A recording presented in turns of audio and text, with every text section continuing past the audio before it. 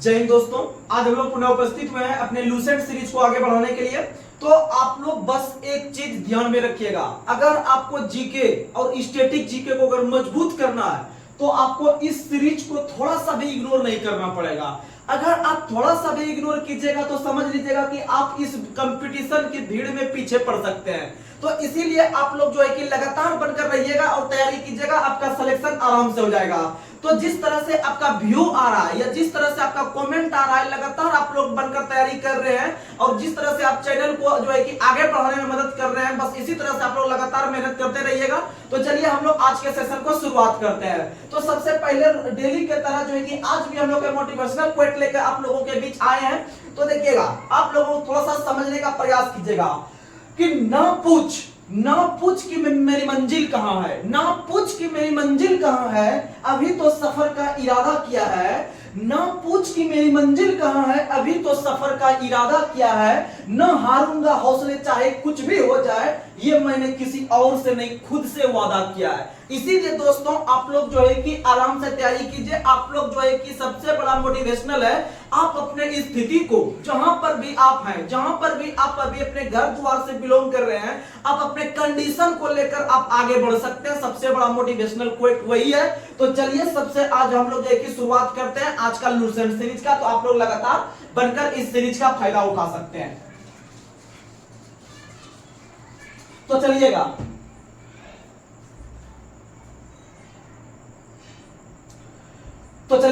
आज का पहला सवाल। आज हम लोग पहले पॉलिटी को कवर कर लेते हैं, उसके बाद फिर हिस्ट्री को देखने का प्रयास करेंगे। और सिर्फ आप लगातार बनकर रहिएगा, तो आपको कहीं सोचना नहीं पड़ेगा आपको जीके जीएस के लिए। इसीलिए आप लोग जो है कि आराम से तैयारी करते रहिएगा।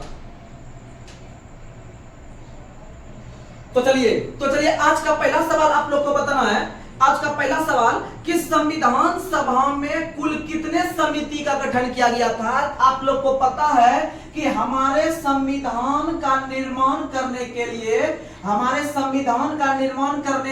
संविधान सभा का गठन किया गया था। और संविधान सभा का जो गठन किया गया था वह कैबिनेट मिशन की सिफारिश पर किया गया था, आप लोग को पता है। और कैबिनेट मिशन जो आया था भारत 1946 ईस्वी में आया था, और उसका सबसे मुख्य काम था संविधान का निर्माण करना और उसी के आधार पर जो है कि देश को आगे स्वतंत्रता दिलाने के बाद जो है कि अपना संविधान खुद जो है कि चलने लायक। तो समझिएगा, तो संविधान का जो निर्माण किया गया था संविधान सभा के द्वारा और कैबिनेट मिशन के सिफारिश पर किया गया था। तो ये हमारे संविधान को बनाने के लिए बताए थे कि कुल 389 सदस्य का गठन किया गया था। और कुल 389 सदस्य दो जगह से पहुंचते थे। एक आपका था आपका कहां से, तो आप लोग को पता है कि एक था आपका ब्रिटिश प्रांत से और दूसरा था देसी रियासत से। ये यहां से पहुंचते थे, आप लोग को पता है। और उसमें से आपको बताए थे कि 296 थे ब्रिटिश प्रांत से और इधर कितना बच गया 93 थे देसी रियासत से। दोनों को जोड़ेगा 389 पूरेगा। और देश का जब विभाजन 1947 में हुआ तो इसकी संख्या घटकर 299 रह गई।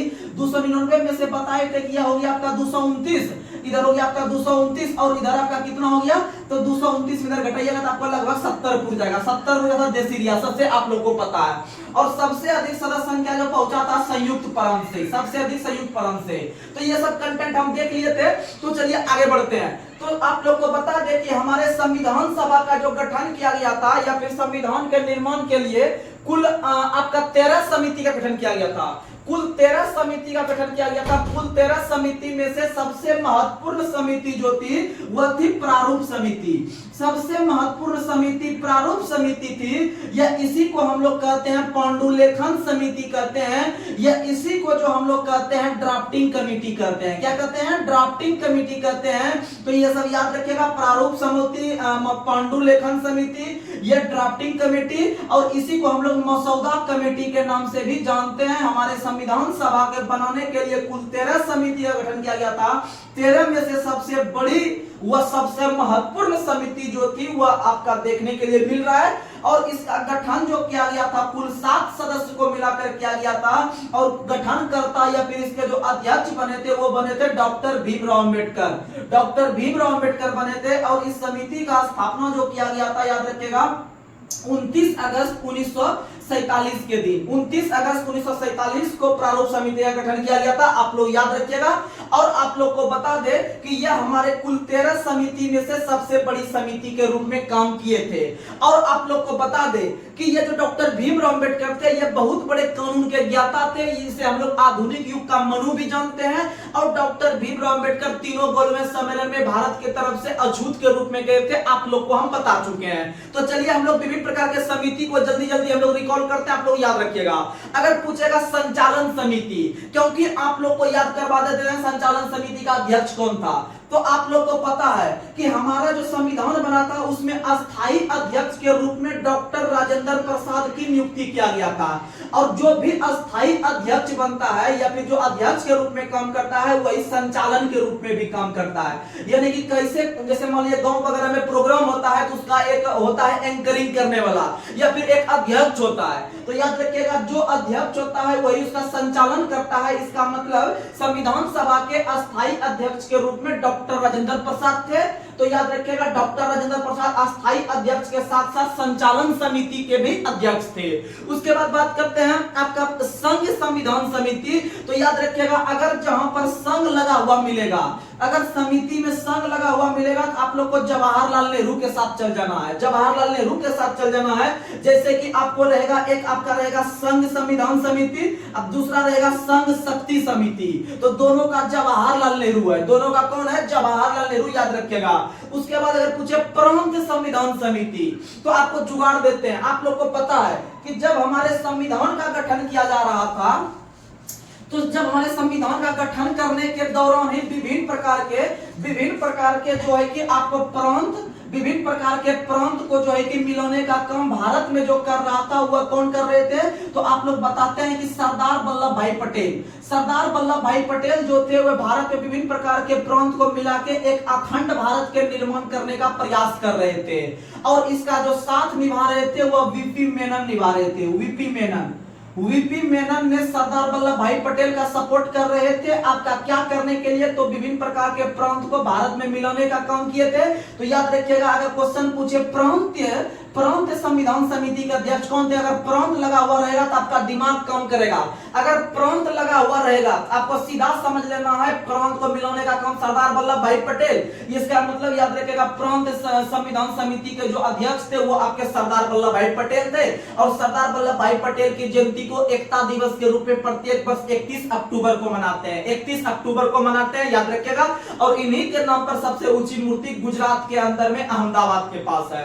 अगला क्वेश्चन प्रारूप समिति डॉक्टर भीमराव अंबेडकर। अगला क्वेश्चन मौलिक अधिकार एवं अल्पसंख्यक समिति प्रारंभ समिति के अध्यक्ष कौन थे, सरदार वल्लभ भाई पटेल। क्योंकि आप लोग को पता है अगर क्वेश्चन रहेगा मौलिक अधिकार अब प्लस अल्पसंख्यक समिति का अध्यक्ष कौन थे। आप लोग को पता है कि मौलिक अधिकार का जो मांग किया गया था पहली बार 1931 ईस्वी में। मौलिक अधिकार की मांग कांग्रेस के 1931 अधिवेशन में जो किया गया था, आप लोग को पता है कि कहां पर किया गया था, तो यह कराची में किया गया था।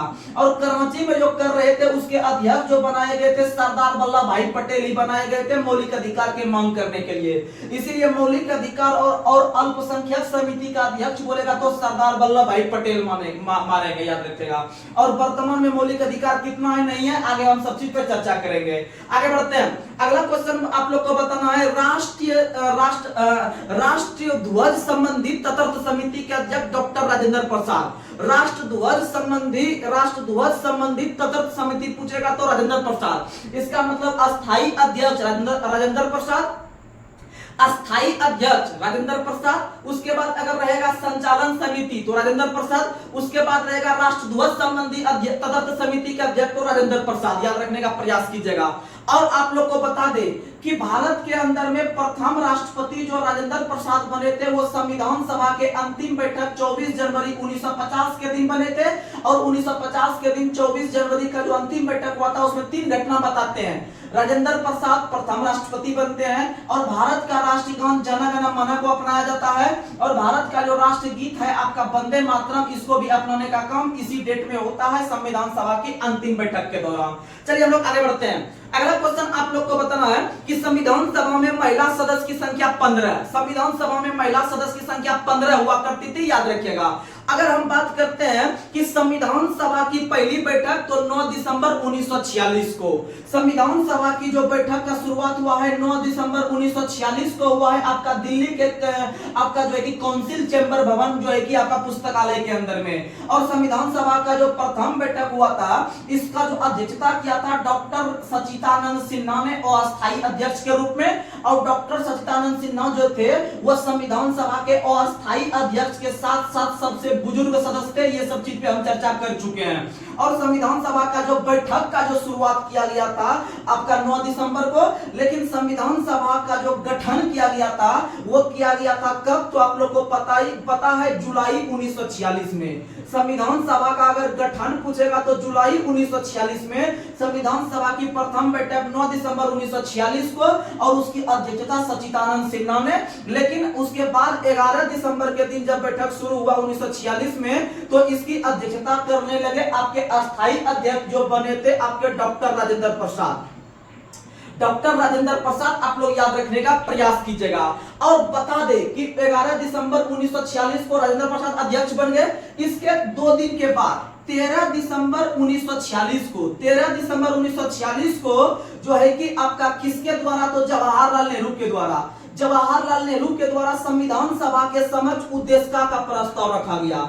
उद्देशिका का प्रस्ताव रखा गया आपको जवाहरलाल नेहरू के समय में 13 दिसंबर 1946 को संविधान सभा के दिन। और आगे चलकर जब हम जनवरी महीना में जाएंगे, यानी देखिएगा 13 दिसंबर को हम लोग रख रहे हैं प्रस्ताव उद्देशिका का जवाहरलाल नेहरू के द्वारा संविधान सभा के समक्ष, लेकिन इसको जो पारित करने का काम किया संविधान सभा ने वो आगे चलकर किया आपका किस तारीख को, तो आप लोग को पता है 22 जनवरी 1947 को इसको पारित करने का काम किया गया उद्देशिका को। और वही आजकल हम लोग पढ़ते हैं कि हमारा जो किसी भी पुस्तक के पहले जो प्रस्तावना लिखा जाता है उसको हम लोग पहले उद्देशिका के नाम से जानते थे। तो किसने रखा था, कब रखा था, और जो है कि इसको जो है कि कब पारित किया गया, आप लोग ये सब कंटेंट याद रखिएगा। आगे बढ़ते हैं। अगला क्वेश्चन आप लोग को बताना है, अगला क्वेश्चन आप लोग बताइएगा कि संविधान सभा के मुख्य प्रारूपकार कौन थे? एल एन मुखर्जी थे। चलिए हम लोग ज्यादा फटाफट आगे बढ़ते हैं। अगला क्वेश्चन आप लोग को बताना है कि संविधान सभा का कितना वाचन हुआ था? 3 वाचन। संविधान सभा का 3 वाचन हुआ था, याद रखिएगा। आगे बढ़ते हैं। स्वतंत्र भारत का पहला मंत्रिमंडल का गठन कब हुआ था? 1947 में। स्वतंत्र भारत का प्रथम मंत्रिमंडल का गठन 1947 में हुआ था, जिसमें से जवाहरलाल नेहरू भारत के प्रधानमंत्री बने थे, साथ ही वो भारत के विदेश मंत्री भी बने थे। याद रखिएगा, भारत का पहला विदेश मंत्री जो थे जवाहरलाल नेहरू, वही सरदार वल्लभ भाई पटेल गृह मंत्री, क्योंकि वह सभी प्रकार के गृह को जो है कि मिलाने का काम किया था, या फिर प्रांत को मिलाने का काम किया था, या फिर सबको एक करने का काम किया था, यानी कि इसीलिए एकता दिवस मनाते हैं। और प्रांत समिति का अध्यक्ष भी सरदार पटेल, और भारत के पहले गृह मंत्री बने हैं सरदार वल्लभ भाई पटेल।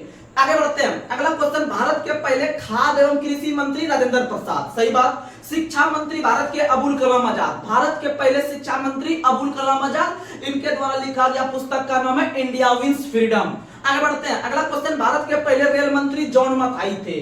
भारत के पहले रेल मंत्री जॉन मथाई थे, आप लोग को पता है। अगला क्वेश्चन, भारत के पहले विधि मंत्री कौन थे, यानी कानून मंत्री कौन थे? तो आप लोग याद रखिएगा, भारत के जो पहले कानून मंत्री थे वो आपके कौन थे? डॉक्टर भीमराव अंबेडकर, कानून मंत्री भारत के पहले। और कानून दिवस आप लोग को बताते हैं बार बार 26 नवंबर को। 26 नवंबर को कानून दिवस ही मनाते हैं, और 26 नवंबर को पर्यावरण संरक्षण दिवस ही मनाते हैं, याद रखिएगा। अगला क्वेश्चन, और इसमें से आपका राष्ट्र दूध दिवस भी मनाते हैं 26 नवंबर को, राष्ट्र दूध दिवस। और विश्व दूध दिवस 1 जून को, क्योंकि दूध पीने से जान आता है शरीर में, और शुरुए से जान आता है, यानी 21 जून को, यानी विश्व दूध दिवस 1 जून को, और राष्ट्र दूध दिवस संविधान दिवस के दिन। आगे बढ़ते हैं। अगला क्वेश्चन, भारत के पहले श्रम मंत्री जगजीवन राम थे। भारत के पहले रक्षा मंत्री बलदेव सिंह थे। भारत के पहले रक्षा मंत्री बलदेव सिंह। भारत के पहले स्वास्थ्य मंत्री जो थे वो राजकुमारी अमृता कौर थे। और राजकुमारी अमृता कौर जो है वह कोई भी एक डिपार्टमेंट को संभालने वाली सबसे लंबे समय तक जो महिला बनी है या फिर आपका मंत्री बनी है वो आपके राजकुमारी अमृता कौर है, और वह स्वास्थ्य विभाग को संभालने का काम किए हैं। उसके बाद अगर बात करते हैं कि भारत के पहले वित्त मंत्री कौन थे? षणमुखम शेट्टी। भारत के पहले वित्त मंत्री षणमुखम शेट्टी थे, याद रखिएगा। अगला क्वेश्चन, भारत के जो पहले उद्योग मंत्री थे श्यामा प्रसाद मुखर्जी। भारत के पहले उद्योग मंत्री जो थे वो श्यामा प्रसाद मुखर्जी थे। अगर हम बात करते हैं श्यामा प्रसाद मुखर्जी का, अगर हम बात करते हैं श्यामा प्रसाद मुखर्जी का, तो श्यामा प्रसाद मुखर्जी जो थे, श्यामा प्रसाद मुखर्जी जो थे पहले मंत्रिमंडल से इस्तीफा देने वाले पहले मंत्री बने हैं। और वह जो किस पद पर थे, तो आप लोग को पता है कि वह आपका उद्योग मंत्री थे।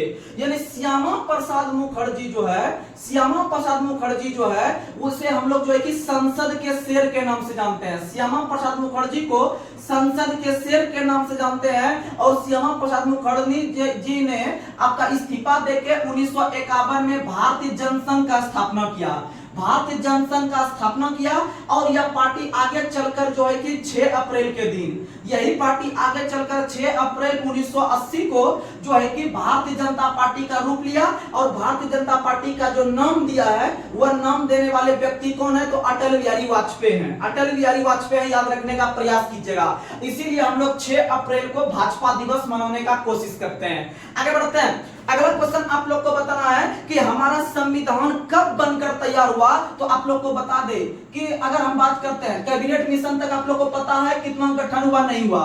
तो आप लोग को बता दे कि हमारे संविधान सभा को बनाने के लिए कुल 114 दिन बहस चला था। और उसके बाद 13 को समिति का गठन किया गया था। और ये सब करने के बाद जो है कि आप लोग को पता है कि हमारा संविधान बनकर 26 नवंबर 1949 को तैयार हो गया। और उसी दिन आपका लगभग 15 अनुच्छेद को लागू कर दिया गया। 15 अनुच्छेद को लागू कर दिया गया। और 15 अनुच्छेद में जो सबसे अधिक लागू किया वो नागरिकता संबंधी लागू किया था। नागरिकता संबंधी लागू किया था 26 नवंबर 1949 को। यानी इस दिन जो लागू किया था हमारा संविधान आंशिक रूप से जो लागू हुआ था, हमारा संविधान जो आंशिक रूप से लागू हुआ था वह 26 नवंबर 1949 को लागू हुआ था। वहीं हमारा संविधान जो पूर्णतः लागू हुआ था वो आप लोगों को पता है 26 जनवरी 1950 को, 26 जनवरी 1950 को। और भारत जो आजाद हुआ था आप लोग को पता है आपका 15 अगस्त 1947 को। भारत जो आजाद हुआ था 15 अगस्त 1947 को। इसीलिए आप लोग को पता है कि अगर क्वेश्चन पूछे कि भारत कब एक संप्रभुत्व संपन्न राज्य बना, तो 1947 में। अब भारत एक कब गणतंत्र बना, तो 1950 में, क्योंकि गणतंत्र का मतलब होता है संविधान का लागू होना। और भारत गणतंत्र हुआ आपका 26 जनवरी 1950 को। इसीलिए हम लोग गणतंत्र दिवस प्रत्येक वर्ष 26 जनवरी को मनाते हैं। और नागरिकता संबंधी प्रावधान आप लोग को पता है कि नागरिकता से संबंधित जो अनुच्छेद है वो आपका 5 से लेकर 11 तक है। और इसमें लगभग सभी प्रकार के अनुच्छेद इसी डेट में लागू कर दिए गए, क्योंकि उस समय नागरिकता को लेकर बहुत विवाद चल रहा था भारत पाकिस्तान के बीच। तो याद रखिएगा कि इसमें से बहुत सारा अनुच्छेद लागू किया, इसके अलावा भी बहुत किया, यानी लगभग 15 अनुच्छेद उसी दिन लागू कर दिए आंशिक रूप से। इसीलिए हम लोग 26 नवंबर को संविधान दिवस भी मनाते हैं। और संविधान दिवस मनाने का शुरुआत मोदी जी के द्वारा 2015 से शुरू किया गया है, 2015 से, याद रखिएगा। अगर हम बात करते हैं आगे चल के जो है कि आपका नागरिकता संबंधी प्रावधान जो लागू हुआ है भारत में 1949 से, नागरिकता संबंधी प्रावधान जो लागू हुआ है भारत में 1949 से, याद रखिएगा। हम लोग कंटेंट टू कंटेंट बात कर रहे हैं जो एग्जाम में आता है। आगे बढ़ते हैं। अगला क्वेश्चन आप लोग को बताना है, भारत के अंदर में प्रथम राष्ट्रपति जो चुने गए थे राजेंद्र प्रसाद 24 जनवरी 1950 को। लेकिन उनका विधिवत चुनाव जो हुआ था आगे चल के 1951-52 में। भारत के अंदर में राष्ट्रपति का जो विधिवत चुनाव हुआ था 1951-52 में, याद रखिएगा। और भारत के अंदर में पहले वित्त आयोग का गठन भी 1951 में हुआ था। और आप जो सीएसओ को देखते हैं, सीएसओ का स्थापना भी 1951 में हुआ है, सेंट्रल स्टैटिक ऑर्गेनाइजेशन, यानी केंद्र सांख्यिकी संगठन। आगे बढ़ते हैं। अगला क्वेश्चन आप लोग को बताना है, अगला क्वेश्चन कि भारत के अंदर में राष्ट्र ध्वज को कब अपनाया गया। तो याद रखिएगा राष्ट्र ध्वज जो तिरंगा है, राष्ट्र ध्वज जो तिरंगा है, इसको अपनाने का जो काम किया गया वो याद रखिएगा 22 जुलाई 1947, 22 जुलाई 1947, याद रखिएगा। आगे बढ़ते हैं। अगला क्वेश्चन आप लोग को बताना है कि भारत राष्ट्रमंडल का सदस्य कब बना। तो भारत राष्ट्रमंडल का सदस्य 1947 में बना, लेकिन उसका फाइनली सत्यापन जो किया 1949 में। और राष्ट्रमंडल का जो मुख्यालय है वो लंदन में है। और राष्ट्रमंडल का जो स्थापना हुआ है 1926 में हुआ है। आगे बढ़ते हैं। अगला क्वेश्चन है कि भारतीय संविधान के आईना के रूप में कौन काम करता है। तो उद्देशिका करता है या प्रस्तावना करता है, इसको हम लोग समझने का प्रयास करते हैं, क्योंकि यहां से क्वेश्चन आता है। तो सुनिएगा आप लोग,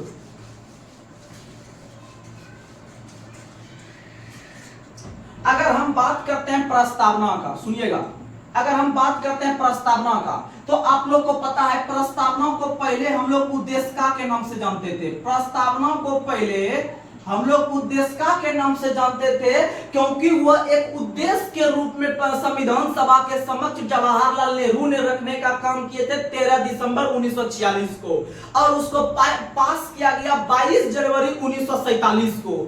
जब यह पास हो गया तो यह प्रस्तावना के नाम से जाना गया, जिसको हम लोग कहते हैं प्रीएम्बल कहते हैं इंग्लिश में। और जब भी आप संविधान या कोई अच्छा बुक पलटिएगा तो सबसे पहले आपको प्रस्तावना देखने के लिए मिलेगा, अर्थात यह एक प्रकार के आईना के रूप में काम करता है। कहने का मतलब है जिस तरह से जब आप आईना देखते होंगे घर में, तो आपको अपने शरीर का ढांचा का पता चल जाता होगा कि मेरा बाल इधर सीधा है, या यहाँ पर मेरा पाउडर लगा हुआ है, कि इधर लगा हुआ है पाउडर, इसको मिलाने का काम करते होंगे। यानी आप देख के अंदाजा लगाते हैं अपने फेस का। उसी तरह से प्रस्तावना को देख के हम अंदाजा लगाते हैं अपने संविधान का। किसका अंदाजा लगाते हैं? संविधान का। इसीलिए हमारे संविधान के आईना के रूप में काम करता है प्रस्तावना। कौन काम करता है? प्रस्तावना। और प्रस्तावना जो होता है, आप कह सकते हैं कि संविधान का शॉर्ट रूप जो है वह प्रस्तावना है। हमारा संविधान बहुत ही बृहद है। पूरे विश्व में सबसे बड़ा जो आपका संविधान है लिखित रूप से, वो अपना भारत देश का है। तो इसका मतलब उसको शॉर्ट में समझने का जो हम काम करते हैं प्रस्तावना के अंदर में करते हैं। और आप लोग को बता दे कि यह जो प्रस्तावना है, विश्व का पहला देश अमेरिका बना था। विश्व का पहला देश अमेरिका बना था, जिन्होंने अपने यहाँ के संविधान में प्रस्तावना को जगह देने का काम किया। लेकिन इसीलिए आप याद रखिएगा कि दिया भले जगह जो है कि अमेरिका ने, लेकिन भारत ने जो ग्रहण किया है वह तो अमेरिका से किया। सुनिएगा, विश्व का पहला देश अमेरिका बनता है जिन्होंने प्रस्तावना को अपने संविधान में जोड़ा। लेकिन याद रखिएगा कि अमेरिका से ही भारत ने ग्रहण कर लिया प्रस्तावना को। भारत ने जो ग्रहण किया है वह आपका किससे ग्रहण किया है? अमेरिका से। तो क्वेश्चन पहला उठ रहा है कि प्रस्तावना जो हम लोग लिए हैं वह कौन देश से लिए हैं? अमेरिका से। दूसरा यहाँ पर उठ रहा है कि विश्व का पहला देश कौन बना था जिन्होंने प्रस्तावना को अपने संविधान में जोड़ा था? तो बोलिएगा अमेरिका जोड़ा था। कौन जोड़ा था? अमेरिका। लेकिन भारत के अंदर में जो आपका प्रस्तावना की भाषा लिया गया है, भारत के अंदर जो प्रस्तावना की भाषा लिया गया है वो ऑस्ट्रेलिया के संविधान से लिया गया है। कहां से लिया गया है? ऑस्ट्रेलिया के संविधान से। ऐसे अगर हम देखते हैं प्रस्तावना को, तो प्रस्तावना पर विश्व के 4 देशों का प्रभाव देखने के लिए मिलता है। हमारे प्रस्तावना पर या हमारे उद्देशिका पर 4 देशों का संविधान का प्रभाव देखने के लिए मिलता है। तो उसमें से 2 देश आप देख लिए, पहला देख लिए, दूसरा देख लिए। उसके बाद तीसरा आप लोग को पता है कि हमारे संविधान के अंतर्गत जो रूस है, विश्व का जो एक देश रूस है, रूस के संविधान से हम लोग क्या लिए हैं प्रस्तावना में? तो आप लोग को पता है कि उससे हम लोग न्याय लिए हैं। जब आप प्रस्तावना को पूरा पढ़िएगा तो उसमें आपको पता चलेगा कि उसमें सामाजिक, आर्थिक और राजनीतिक ये 3 प्रकार का न्याय है। और यह तीनों न्याय कहां से लिए हैं? रूस से लिए हैं। तो सीधा क्वेश्चन पूछेगा पहला कि हमारे प्रस्तावना में न्याय की संख्या कितनी है, या फिर कितने प्रकार के न्याय का उल्लेख किया गया है? आप लोग बताइएगा 3 प्रकार का। और कहां से लिए हैं? रूस से। यानी आपको याद करवा देते हैं, जब अगर कोई दोषी व्यक्ति को अगर न्याय नहीं मिलता है तो वह व्यक्ति रूस जाता है। क्या होता है? रूस जाता है, यानी कि वो बात नहीं समझने लगता है आपका न्याय प्रशासन से। ये याद रखिएगा। वहीं चौथा देश जो बना है आपका भारत के प्रस्तावना को प्रभावित करने वाला, वह देश बना है फ्रांस। कौन बना है? फ्रांस। आप लोग को पता है कि हमारे संविधान में बंधुत्व, भाईचारा या समानता वगैरह जो लिए हैं, ये सब शब्द ये सब फ्रांस के संविधान से लिए हैं। क्योंकि जब फ्रांसीसी क्रांति 1789 में हो रहा था तो इसका सबसे मुख्य नारा था आपका भाईचारा, बंधुत्व और समानता। तो ये सब चीज जो लिए हम लोग फ्रांस से लिए हैं। बाद बाकी हम किसी भी देश से कुछ नहीं लिए हैं। एक चीज और आता है, आप लोग को बता देते हैं हम आराम से, जितना कंटेंट रहेगा कंटेंट हम, क्योंकि आपको हम इसको और डीप से समझा सकते हैं, लेकिन उतना डीप में समझाने में आपका समझ सकते हैं प्रस्तावना कम से कम 3-4 दिन लग जाएगा समझाने में। बहुत डीप इसमें नॉलेज है हमको, लेकिन हम बता सकते हैं आपको शॉर्ट में जहां से क्वेश्चन उठ रहा है, क्योंकि ये डिस्कशन क्लास है, ये फाउंडेशन क्लास वगैरह नहीं है। इसीलिए आप लोग समझने का प्रयास कीजिएगा। आपको हम कंटेंट टू कंटेंट बात कर रहे हैं। तो सुनिएगा, आपको समझाने की एक बात हम तोड़ के समझा देंगे, लेकिन समझने का जो है कि अभी आवश्यकता नहीं है, क्योंकि ये आपका डिस्कशन क्लास है। तो प्रस्तावना के अंतर्गत जो आप पहला शब्द देखने के लिए आपको मिलता है, हम भारत के लोग। हम भारत के लोग जो है, हम भारत के लोग कहने का मतलब यह है कि हमारा संविधान जो है, कहने का मतलब देखिएगा, हम भारत का लोग जो लिखा हुआ है वह प्रस्तावना में लिखा हुआ है पहला अक्षर। इसका मतलब प्रस्तावना जो दिखा रहा है वह संविधान का शॉर्ट फॉर्म को दिखा रहा है। यानी हमारा जो संविधान का निर्माण हुआ है वह हम लोगों के लिए हुआ है, यानी भारतीयों के लिए हुआ है, याद रखिएगा। तो इस क्योंकि भारत के संविधान को जो पावर मिलता है वह हम लोगों से ही पावर मिलता है, क्योंकि संविधान आम आदमी के लिए ही है। यानी कि याद रखिएगा कि हम भारत के लोग जो पहला अक्षर शुरू होता है यह हम लोग यूएनओ के चार्टर से लिए हैं, यूएनओ के चार्टर से लेने का काम किया है हम भारत के लोग। ये सब चीज आप याद रखिएगा। वहीं समानता आप लोग को पता है, समानता हमारे प्रस्तावना में लिख देते हैं, सुनिएगा एक बार लिख देते हैं। अगर हम बात करते हैं कि न्याय कितने प्रकार का है, तो न्याय 3 प्रकार का है, सामाजिक, आर्थिक, राजनीतिक। आप लोग नोट डाउन कर लीजिएगा। अगर हम बात करते हैं समानता का, तो समानता जो है वह कितने प्रकार का है, तो समानता 2 प्रकार का है, प्रतिष्ठा और अवसर। अगर हम बात करते हैं स्वतंत्रता, तो स्वतंत्रता जो है वह 5 प्रकार का है। हमारे प्रस्तावना में स्वतंत्रता 5 प्रकार का है। 5 प्रकार में आप लोग को पता है कि विचार, अभिव्यक्ति, विश्वास, धर्म, उपासना। ठीक है, आप लोग इसे पढ़ते हुए उपासना स्वतंत्रता प्राप्त करने के लिए। उसके बाद अगर हम बात करते हैं आपका बंधुत्व का, तो बंधुत्व का चर्चा 1 प्रकार का है। बंधुत्व का चर्चा कितने प्रकार का है, 1 प्रकार का। यानी न्याय 3 प्रकार का, समानता 2 प्रकार का, स्वतंत्रता 5 प्रकार का, बंधुत्व 1 प्रकार का। समझ में आ गया। उसके बाद अगर हम बात करते हैं कि हमारे संविधान के अंतर्गत जो प्रस्तावना है, इसको लेकर विभिन्न प्रकार के जो है कि आपका विभिन्न प्रकार के आपका इतिहासकार ने विभिन्न प्रकार के रूप में पुकारने का काम किया है। अब मान लीजिए जैसे आप अभी तैयारी कर रहे हैं और गांव जब जाते होंगे तो विभिन्न प्रकार के व्यक्ति जो है कि विभिन्न प्रकार का कमेंट करते होंगे आपको जॉब के लेकर कि कब लेगा जॉब नहीं लेगा। तो उसी तरह से जब हमारे प्रस्तावनाओं को जोड़ने का काम चल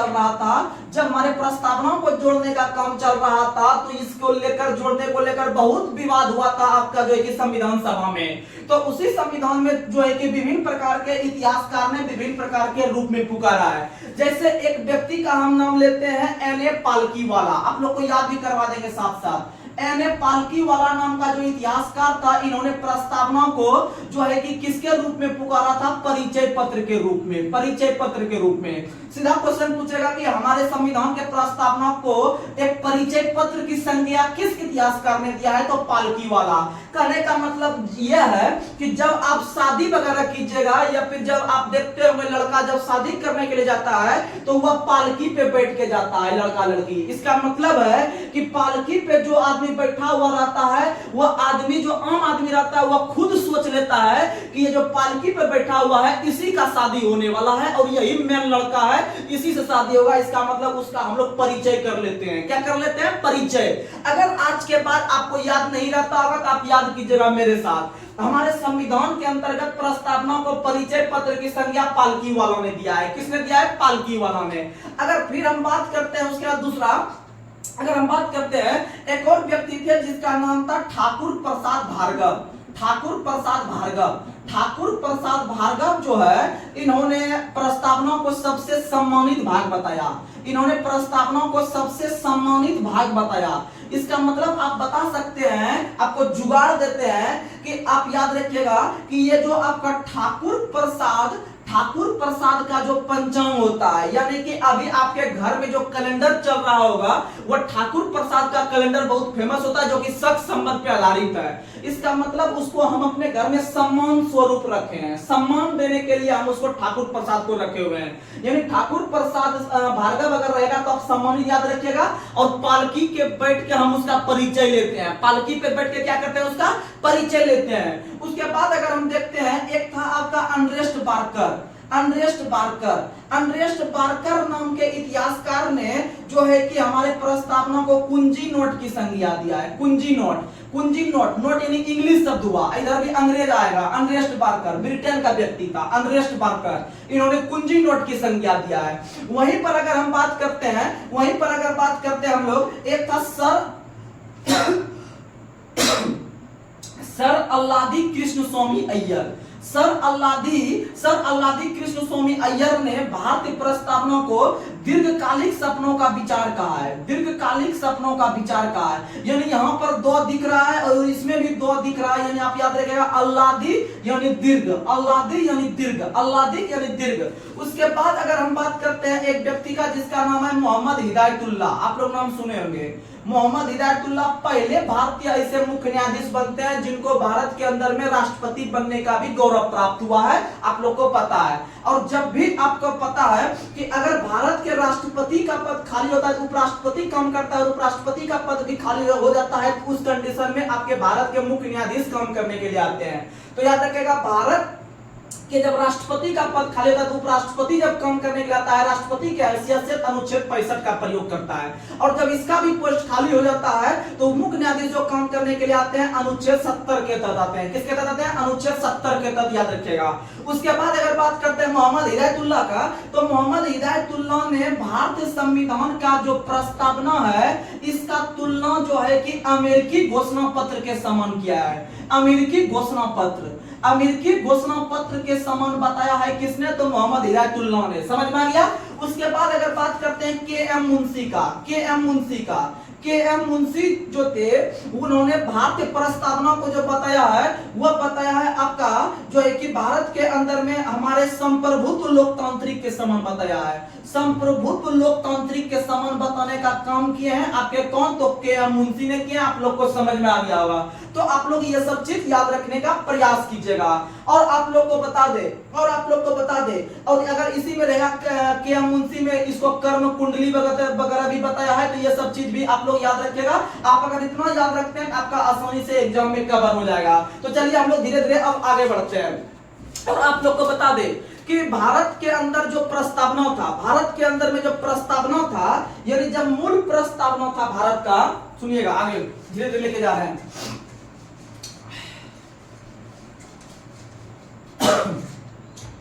जब भारतीय संविधान सभा के द्वारा जब जोड़ा जा रहा था प्रस्तावना को, तो उस समय प्रस्तावना को लेकर जोड़ने के लिए बहुत सारा विवाद हुआ। यानी बहुत व्यक्ति बोल रहे थे कि इसे संविधान का भाग मानना चाहिए, बहुत व्यक्ति बोल रहे थे कि हम इसको संविधान का भाग नहीं मानेंगे। यानी एक प्रकार का वो विवाद का विषय बना हुआ था। तो उसमें से आप लोग को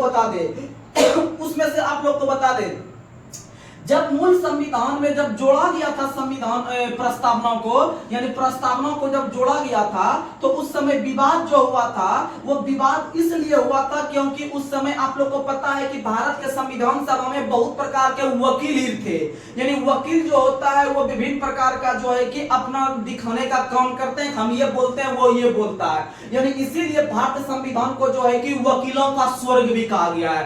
भारतीय संविधान को जो है कि वकीलों का संविधान भी कहा गया है, याद रखिएगा। और इसी कारण जो है कि भारत का संविधान बहुत बड़ा बना है। अगर हम प्रस्तावना को देखते हैं तो प्रस्तावना को जोड़ने के क्रम में जब भारत का जो है सुनिएगा, यानी जब प्रस्तावना को जोड़ा जा रहा था तो उस समय भारत को किस नाम से उसमें पुकारा गया था हम लोग, यानी कि उस समय का भारत कैसा था प्रस्तावना के अनुसार, तो आपको उस पर जो है कि याद करवाने का जो है कि हम करवा रहे हैं कोशिश। जब जिस समय जोड़ा जा रहा था उस समय भारत जो था संप्रभुत्व संपन्न, उसके बाद लोकतांत्रिक, उसके बाद फिर आपका गणराज्य था। यानी कि जब मूल संविधान में हम देखते हैं भारत के प्रस्तावना को, तो भारत एक संप्रभुत्व लोकतांत्रिक गणराज्य था। लेकिन आप लोग को पता है कि आगे चलकर हमारे प्रस्तावना में जो है कि एकमात्र बार संशोधन हुआ है, यानी इसको लेकर विभिन्न प्रकार का केस भी हुआ है। जैसे प्रस्तावना हमारे संविधान का जब 1950 में जब संविधान लागू हुआ था तो जोड़ने का तो प्रस्तावना को जोड़ लिया गया था, लेकिन 1950 से लेकर 1950 से लेकर 1960 तक यह मानना था कि प्रस्तावना हमारे संविधान का भाग नहीं है, सिर्फ उसको जोड़ लिया गया था। तो याद रखिएगा। उसके बाद 1950 के बाद 1960 में जो है कि एक आपका आता है केस जिसका नाम है बेरुडवादी केस। बेरुलवादी केस ने जो है कि प्रस्तावना को संविधान का अंग नहीं माना। यानी विभिन्न प्रकार के व्यक्ति के द्वारा प्रस्ताव रखा जाता था सुप्रीम कोर्ट में प्रस्तावना को लेकर, तो उसमें से एक केस था बेरुलवादी केस, जिसका जो आया था 1960 में, और वह हमारे प्रस्तावना को संविधान का अंग नहीं माना, प्रस्तावना को संविधान का अंग नहीं माना। यानी कि बेरुलवादी का मतलब आप समझिएगा, याद कर पाते हैं, जैसे बेरुलवादी का मतलब समझना है आपको बेड़ुआ, क्या समझना है, बेड़ुआ। और बेड़ुआ जो कहते हैं हम लोग दारू पीने वाला को कहते हैं, यानी शराब पीने वाला को, जो कि हमेशा नशे में धुत रहता है। तो यानी कि बेड़ुआ को क्या पता है कि वो क्या है नहीं है, इसलिए बोला कि वो कुछ नहीं है, क्या नहीं है, कुछ नहीं है, यानी उसको कुछ माना ही नहीं, कोई उस पर रिजल्ट नहीं दिया अपना। यानी कि याद रखिएगा, बेरुलवादी ने हमारे प्रस्तावना को संविधान का अंग नहीं माना, संविधान का अंग नहीं माना। उसके बाद अगर हम बात करते हैं, फाइनली आपको बता देते हैं कि 1973 ईस्वी में एक केस आया जिसका नाम है आपका, जो है कि क्या नाम है, यानी केशवानंद भारती बनाम। आप लोग को ये सब डिटेल में जब बताते हैं ना तब फिर और अच्छा समझ में आता है, लेकिन आपको जो एग्जाम में कंटेंट आएगा वो कंटेंट में हम बात कर रहे हैं, आपको एग्जाम में नहीं छूटने देंगे क्वेश्चन, बस यही समझिए। केशवानंद भारती बनाम केरल राज्य जो केस आया था 1973 ईस्वी में आया था, और इसमें यह कहा गया, यह जजमेंट आया कि प्रस्तावना हमारे संविधान का अंग है, प्रस्तावना हमारे संविधान का अंग है, और संसद उस पर जो है कि संशोधन भी कर सकती है, संसद पर क्या कर सकती है, संशोधन भी कर सकती है, और लेकिन मूल ढांचा में संशोधन नहीं कर सकती है। किसमें संशोधन नहीं कर सकती है, मूल ढांचा में संशोधन नहीं कर सकती है, लेकिन संशोधन कर सकती है। यानी कि केशवानंद भारती बनाम केरल राज्य 1973 में प्रस्तावना को संविधान का अंग माना गया, और उसमें संशोधन भी किया जाने का प्रस्ताव किया गया, और इसी के आधार पर, इसी केस के आधार पर भारतीय संविधान में पहली बार 42वां संविधान संशोधन 1976 के तहत, और एकमात्र बार, पहली बार और एकमात्र बार अभी तक 42वां 1976 के तहत हमारे प्रस्तावना में 3 शब्द जोड़े गए, और 3 शब्द में से आप लोगों को पता है कौन कौन से शब्द जोड़े गए थे। तो वो जो 3 शब्द जोड़े गए थे आपके कौन कौन, तो अखंडता जोड़े गए थे, उसके बाद जो है कि धर्मनिरपेक्ष जोड़े गए थे, और समाजवादी जोड़े गए थे। ये सब आप लोगों को पता है, ये तीनों शब्द जो जोड़े गए थे वो आपके 42वां 1976 के समय इंदिरा गांधी के समय जोड़े गए थे। आप लोग को पता है, क्योंकि 42वां बहुत महत्वपूर्ण संशोधन है, इसके तहत बहुत सारा चीज हुआ है, इसीलिए 42वां को लघु संविधान के नाम से भी जाना जाता है। तो आप समझिएगा, आप समझने का प्रयास कीजिएगा। जब हम मूल संविधान को, मूल प्रस्तावना को देखते हैं, तो भारत एक संप्रभुत्व लोकतांत्रिक गणराज्य था, लेकिन संशोधन के बाद भारत में 3 नए शब्द जोड़े, तो उसके बाद ये क्या हुआ आप लोग समझिएगा। उसके बाद आप लोग को पता है कि ये संप्रभुत्व रहा, यानी कि संप्रभुत्व रहा, फिर संप्रभुत्व संपन्न के बाद आप लोग को पता है कि समाजवादी जुड़ा, तो समाजवादी को वो जोड़ देंगे, उसके बाद फिर संप्रभुत्व, समाजवादी, उसके बाद याद रखिएगा पंथ निरपेक्ष, उसके बाद आप लोग को बताते हैं लोकतांत्रिक और गणराज्य। यानी ये 5 नाम से हम लोग पुकारते हैं किसको, अभी के भारत को, लेकिन मूल संविधान के भारत को हम लोग कहते थे संप्रभुत्व लोकतांत्रिक गणराज्य। और जब इसमें 3 नया शब्द जोड़ा गया, तो 3 में से 2 को उठा के अभी के भारत को रूप में जानते हैं, यानी कि आपका जो है कि संप्रभुत्व संपन्न, समाजवादी, पंथ निरपेक्ष, लोकतांत्रिक गणराज्य। यानी अभी का भारत को अगर क्वेश्चन आप सेट लगाते होंगे तो आप लोग को आराम से क्वेश्चन मिल जाएगा। अगर क्वेश्चन रहेगा कि मूल संविधान में प्रस्तावना के अनुसार भारत को किस नाम से पुकारा गया था, तो संप्रभुत्व लोकतांत्रिक गणराज्य। लेकिन वर्तमान समय में भारत को किस नाम से पुकारा गया है, तो ये तीनों शब्द तो आएगा ही आएगा, लेकिन 2 को बीच में घुसा दीजिएगा, समाजवादी और पंथ निरपेक्ष। यानी कि वर्तमान का जो भारत के जो है आपका, वो संविधान के प्रस्तावना के अनुसार वो आपका संप्रभुत्व संपन्न, समाजवादी, पंथ निरपेक्ष, लोकतांत्रिक गणराज्य। अब आपको समझ में आ गया होगा, इसमें कहीं कोई दिक्कत नहीं है, आप लोग याद रखने का प्रयास कीजिएगा। अब अगर हम देखते हैं कि अगर क्वेश्चन पूछेगा, ये समाजवादी शब्द का चर्चा हमारे मूल संविधान में कहीं नहीं था, यह 42वां 1976 के तहत जुटा है, इसलिए याद रखिएगा भारत एक समाजवादी राज्य जो बना है वह 1976 के बाद बना है, अर्थात 1977 से बना है। भारत एक समाजवादी राज्य जो बना है, भारत एक समाजवादी राज्य या राष्ट्र जो बना है 3 जनवरी 1977 से बना है, 3 जनवरी 1977 से बना है, याद रखने का प्रयास कीजिएगा। और समाजवादी का मतलब होता है कोई भी सोशल काम करना, कोई भी सोशल काम करना जो कि किसी भी व्यक्ति के लिए बहुत ही लाभदायक होता है। तो याद रखिएगा कि समाजवादी जो काम करता है वह समाज के लिए काम करता है, किसके लिए काम करता है, समाज के लिए। और आप लोग को एक संस्था का नाम सुने होंगे भारत के अंदर में, जिसका नाम था पहले योजना आयोग और वर्तमान में इसका नाम हो गया है नीति आयोग। वर्तमान में इसका नाम 2014-15 के बाद मोदी जी आने के बाद आपका जो है कि 1 जनवरी 2015 को नीति आयोग का स्थापना किया गया था, लेकिन उसका योजना आयोग का स्थापना 15 मार्च 1950 को किया गया था। योजना आयोग का स्थापना 15 मार्च 1950 को किया गया था, उसी का नाम परिवर्तित करके नीति आयोग 2015 में किया गया 1 जनवरी के दिन। लेकिन योजना आयोग को समाप्त करने की घोषणा 2014 के अंदर में 15 अगस्त के दिन किया गया था दिल्ली के लाल किला से मोदी जी के द्वारा। तो सुनिएगा, तो इसका मतलब योजना आयोग या नीति आयोग जो है एक प्रकार के समाज को डेवलप करने का काम करता है, यानी भारत के अंदर में वैसा कौन सा योजना लाए जो कि भारत का एक सोशलिज्म का काम हो और सोशलिज्म देश का निर्माण हो। जैसे समाजवादी का अर्थ होता है, हमारे प्रस्तावना में समाजवादी शब्द का अर्थ होता है, यानी वैसा काम जो हमारे समाज की भलाई के लिए हो। तो उसी में से आप लोग को पता है समाजवादी शब्द 1976 में जोड़ा गया और भारत एक समाजवादी राष्ट्र जो बना 1977 से बना, 1977 से बना, याद रखिएगा। और उसी में से आप लोग को नीति आयोग जो है कि एक प्रकार से काम करने का काम कर रहे हैं। उसके बाद अगर हम बात करते हैं, जैसे एक शब्द यहां पर देखने के लिए मिला पंथ निरपेक्षता। पंथ निरपेक्षता जो है अर्थात इसी को हम बोल सकते हैं धर्म निरपेक्षता, इसी को हम लोग धर्म निरपेक्षता बोल सकते हैं। तो समझिएगा, पंथ निरपेक्षता और धर्म निरपेक्षता का मतलब है कि भारत के अंदर में भारत सरकार का कोई अपना राष्ट्र धर्म नहीं है। यहाँ किसी भी प्रकार का जाति का धर्म का व्यक्ति रह सकता है, उसको कोई रोक छेक नहीं है। अर्थात पंथ निरपेक्षता शब्द जोड़ा गया है वह अनुच्छेद 25 से लेके 28 तक को बढ़ावा देने का काम कर रहा है, क्योंकि अनुच्छेद 25 से जो 28 है वह धार्मिक स्वतंत्रता के अधिकार को दिखाता है, जो कि मौलिक अधिकार का हिस्सा है। क्योंकि अनुच्छेद 25 को अगर देखते हैं तो अनुच्छेद 25 कहता है कि भारत के अंदर में कोई भी व्यक्ति या कोई भी धर्म के लोग रह सकते हैं, अपना जो है कि धर्म का प्रचार प्रसार कर सकते हैं। वही अनुच्छेद 26 कहता है कि भारत के अंदर में अपने धर्म के लिए कोई भी व्यक्ति जो है कि वह कोई भी अपना जो है कि धार्मिक कार्य के लिए पैसे का जुगाड़ कर सकता है या पैसे का प्रबंध कर सकता है। वही जो है कि अनुच्छेद 27 कहता है कि जो वह पैसे का प्रबंध किया है अनुच्छेद 26 के तहत, उसके लिए कोई प्रकार का जो है कि वो टैक्स नहीं ले सकता है सरकार। वहीं अनुच्छेद 28 कहता है कि आपका सरकार के द्वारा पूर्णतः पोषित कॉलेज या स्कूल में कोई धार्मिक शिक्षा नहीं दी जा सकती है। ये सब आप याद रखने का प्रयास कीजिएगा। तो चलिए हम लोग धीरे धीरे आगे बढ़ते हैं। तो धीरे धीरे आगे बढ़ने में हम लोग अच्छा कंटेंट को कवर कर रहे हैं, बस आप लगातार बनकर रहिएगा। और जैसे अभी आपको प्रस्तावना दिखा, संविधान दिखा, तो आप लोग का कार्य है कि ये सब टॉपिक पढ़ने के बाद या डिस्कशन करने के बाद आप लोग लूसेंट का जो है कि ऑब्जेक्टिव लगा सकते हैं, तब आपका और क्लियर हो जाएगा। या फिर यूट्यूब खोल के आप अच्छा क्वेश्चन उस टॉपिक से देखने का प्रयास कीजिएगा, तो आपका और डाउट क्लियर होगा, तो आप लोग अच्छा से एग्जाम को क्वालिफाई कर लीजिएगा। तो चलिए हम लोग आगे बढ़ते हैं।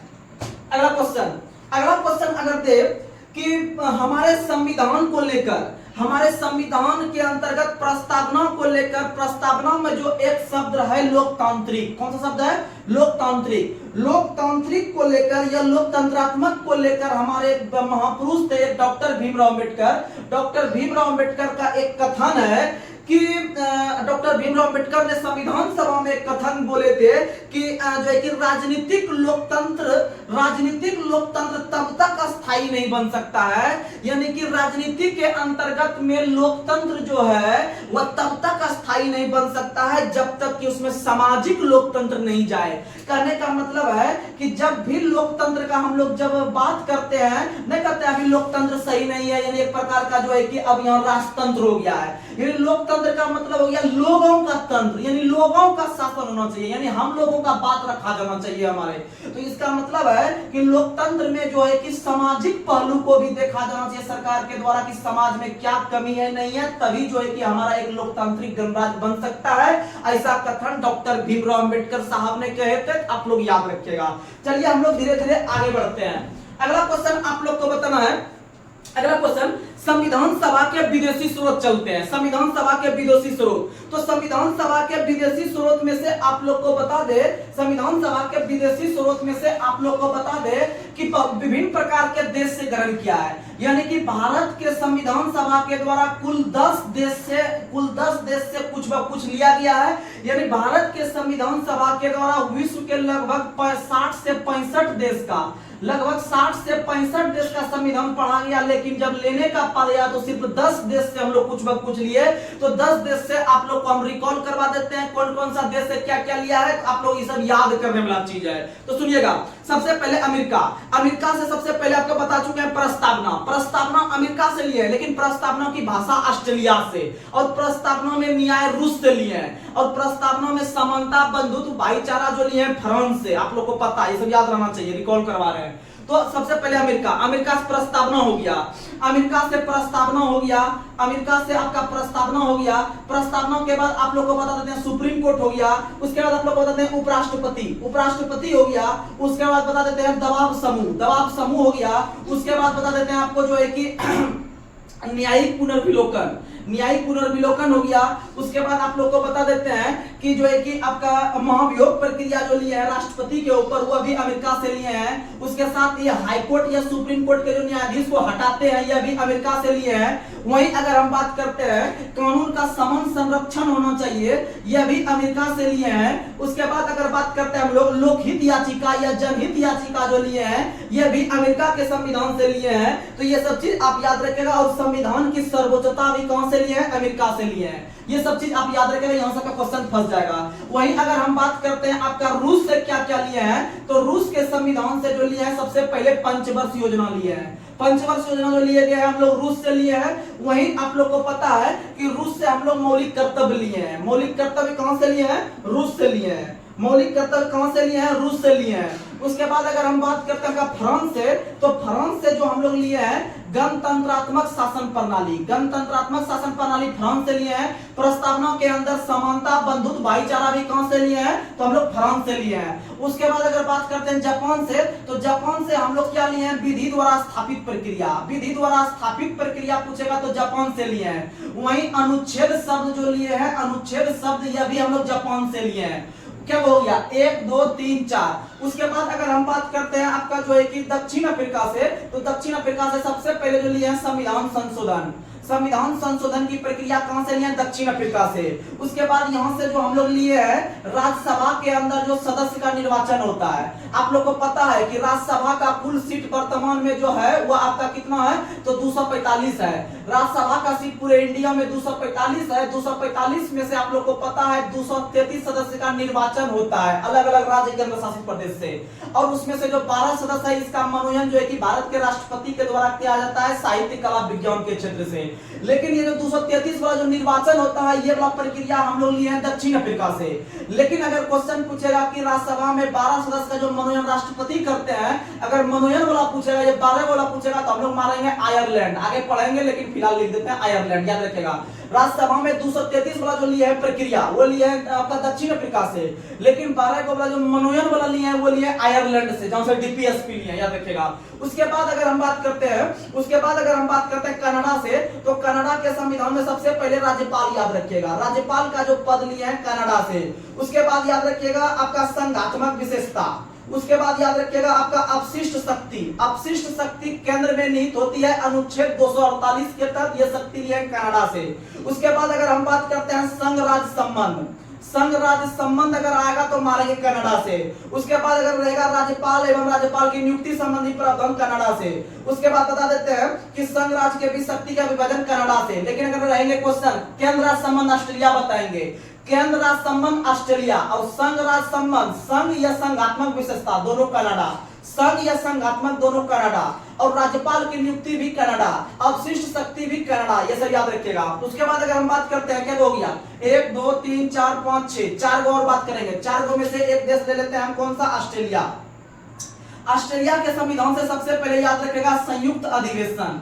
संयुक्त अधिवेशन यानी कि दोनों सदनों के बीच जो मतभेद होता है वह राष्ट्रपति जो है कि दोनों सदन को बुलाते हैं अनुच्छेद 108 के तहत, और दोनों के बीच जो है कि अध्यक्षता करने का काम करते हैं लोकसभा अध्यक्ष। याद रखिएगा, यह संयुक्त अधिवेशन हो गया ऑस्ट्रेलिया से। वहीं आपका हो गया वित्त, व्यापार, वाणिज्य वगैरह जो है वो हम लोग ऑस्ट्रेलिया के संविधान से लिए हैं। वहीं अगर आपको बात करते हैं प्रस्तावना की भाषा भी कहां से लिए हैं? ऑस्ट्रेलिया से लिए हैं। उसके बाद आप लोग को पता है कि तीनों सूची में से, अगर आपको पता है, आपको पहले बता चुके हैं कि तीनों सूची जो हमको देखने के लिए मिला था पहली बार 1935 के अधिनियम में, आपको हम बता चुके हैं, दिक्कत नहीं आना चाहिए। तीनों प्रकार के सूची जो देखे थे आपके संघ सूची, समवर्ती सूची, संघ सूची, समवर्ती सूची और प्रांत सूची, तीनों 1935 अधिनियम में देखे थे। लेकिन इसमें से जो हमारा संविधान में जो समवर्ती सूची वर्तमान समय में देख रहे हैं, अगर स्पेशल पूछेगा समवर्ती सूची तो ऑस्ट्रेलिया से, लेकिन तीनों सूची अगर सीधा पूछेगा तो 1935 के भारत शासन अधिनियम से। उसके बाद अगर हम बात करते हैं कि संयुक्त बैठक कहां से हो गया, यहां से आपका ऑस्ट्रेलिया से। वहीं समवर्ती सूची हो गया, व्यापार, वाणिज्य वगैरह हो गया आपका ऑस्ट्रेलिया से, याद रखिएगा। उसके बाद अगर हम बात करते हैं आयरलैंड से, तो आयरलैंड से सबसे पहले डीपीएसपी, याद रखिएगा, सबसे पहले डीपीएसपी आयरलैंड से लिया है, और आयरलैंड ने भी इसको स्पेन से लिया था। कहां से लिया था? स्पेन से। अर्थात भारत ने जो डीपीएसपी लिया है वो सबसे पहले आयरलैंड से, और कुछ प्रभाव उसका स्पेन से भी है। यानी भारत, याद रखिएगा, अगर दोनों ऑप्शन देगा मिला के दोनों मारेंगे, नहीं तो आयरलैंड को मारेंगे, ठीक, डीपीएसपी। उसके बाद आपको इधर बताए थे 12 सदस्य का जो मनोनयन करता है आपका राष्ट्रपति राज्यसभा में, वो भी कहां से लिए हैं? यानी मनोनयन वाला शब्द मिलेगा, यानी 12 को वाला मिलेगा तो मारेंगे आयरलैंड। वहीं राष्ट्रपति का निर्वाचक मंडल, राष्ट्रपति के निर्वाचक मंडल की व्यवस्था कहां से लिया है? आयरलैंड से। तो आप लोग ये सब क्वेश्चन याद रखने का प्रयास कीजिएगा। उसके बाद याद रखिएगा एक है देश आपका ब्रिटेन। कौन सा देश है? ब्रिटेन। तो ब्रिटेन के अंतर्गत सबसे पहले मंत्रिमंडलीय प्रणाली हो गया, आपका एकल नागरिकता हो गया, अब जो सबसे अधिक वोट लाएगा वही जीतेगा, ये हो गया। उसके बाद आप लोग को पता है कि आपका राष्ट्रपति का पद कहां से लिए हैं? ब्रिटेन से लिए हैं। उसके बाद आप लोग को पता है संसदीय विशेषाधिकार, यानी कि संसदीय स्वरूप या संसदीय वगैरह जो लिए हैं विशेषाधिकार, ये सब कहां से लिए हैं? ब्रिटेन से। तो आप लोग ये सब चीज याद रखने का प्रयास कीजिएगा। तो लगभग ये 10 देश हो गया। अगर आप इतना पे कमांड रखते हैं और बार-बार रिकॉर्ड करने का प्रयास करते हैं, ये गारंटी देते हैं कि एग्जाम में क्वेश्चन बन जाएगा। इतना चीज माइंड में रहना, ये इतना चीज अगर आप पचा लीजिएगा तो आपका अच्छा से कवर हो जाएगा। तो चलिए हम लोग अगला टॉपिक को देखते हैं। अगला टॉपिक है आपका जो है कि क्या है, तो अगला टॉपिक है हमारे संविधान की अनुसूची। क्योंकि हम 2 पेज दिए थे लूसेंट में, तो आप लोग को दोनों पेज को हम करवा के ही छोड़ेंगे, चाहे जितना भी समय लग जाए। फिर हिस्ट्री को भी देखेंगे। सुनिएगा, हिस्ट्री में कम कंटेंट है आज के पेज में, तो आप लोग जो है कि आराम से कवर कर लीजिएगा।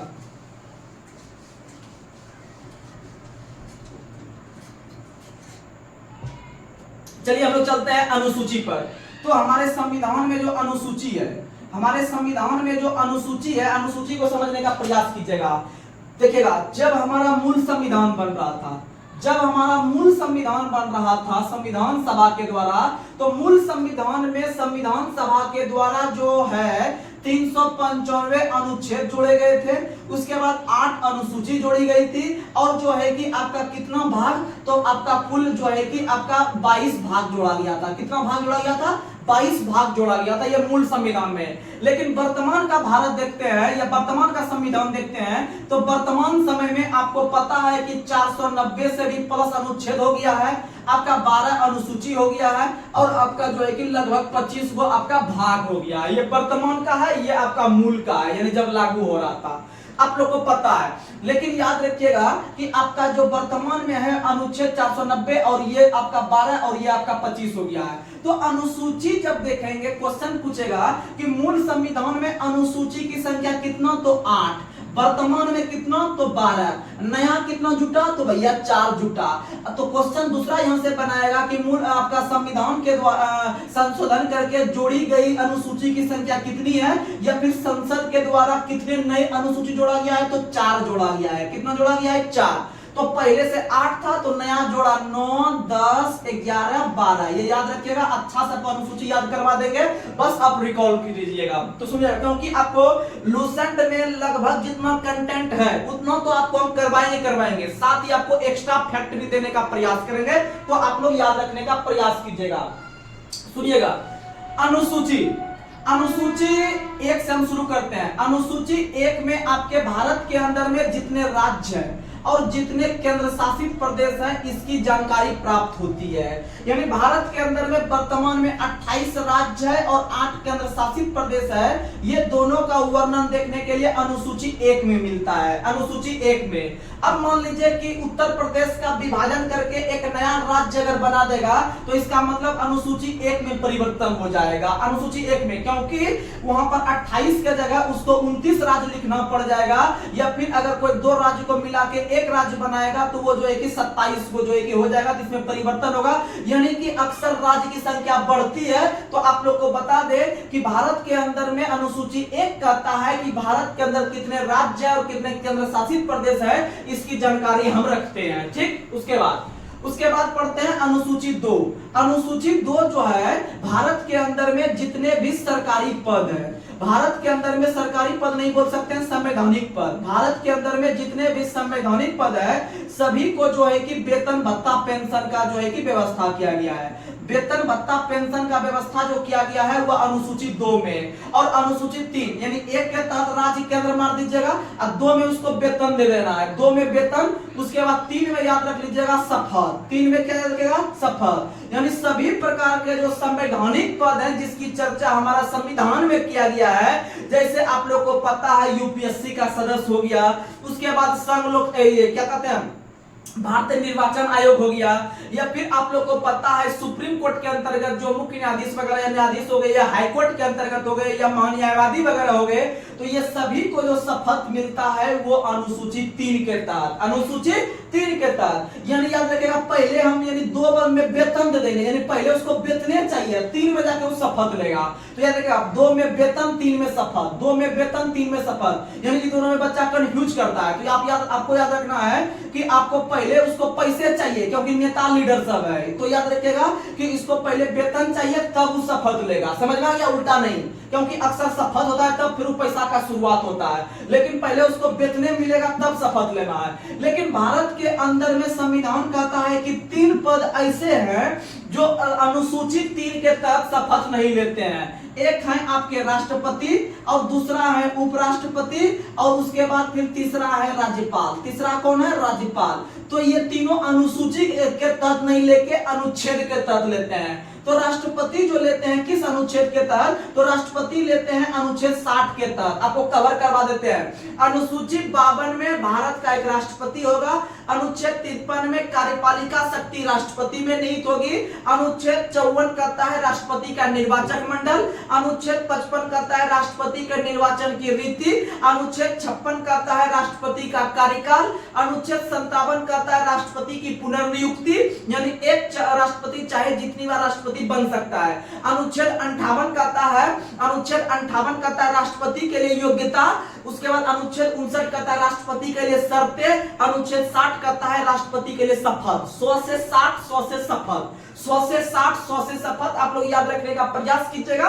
और अनुच्छेद 61 राष्ट्रपति पर महाभियोग, अनुच्छेद 62 राष्ट्रपति का पद किस किस स्थिति में खाली होगा याद रखिएगा।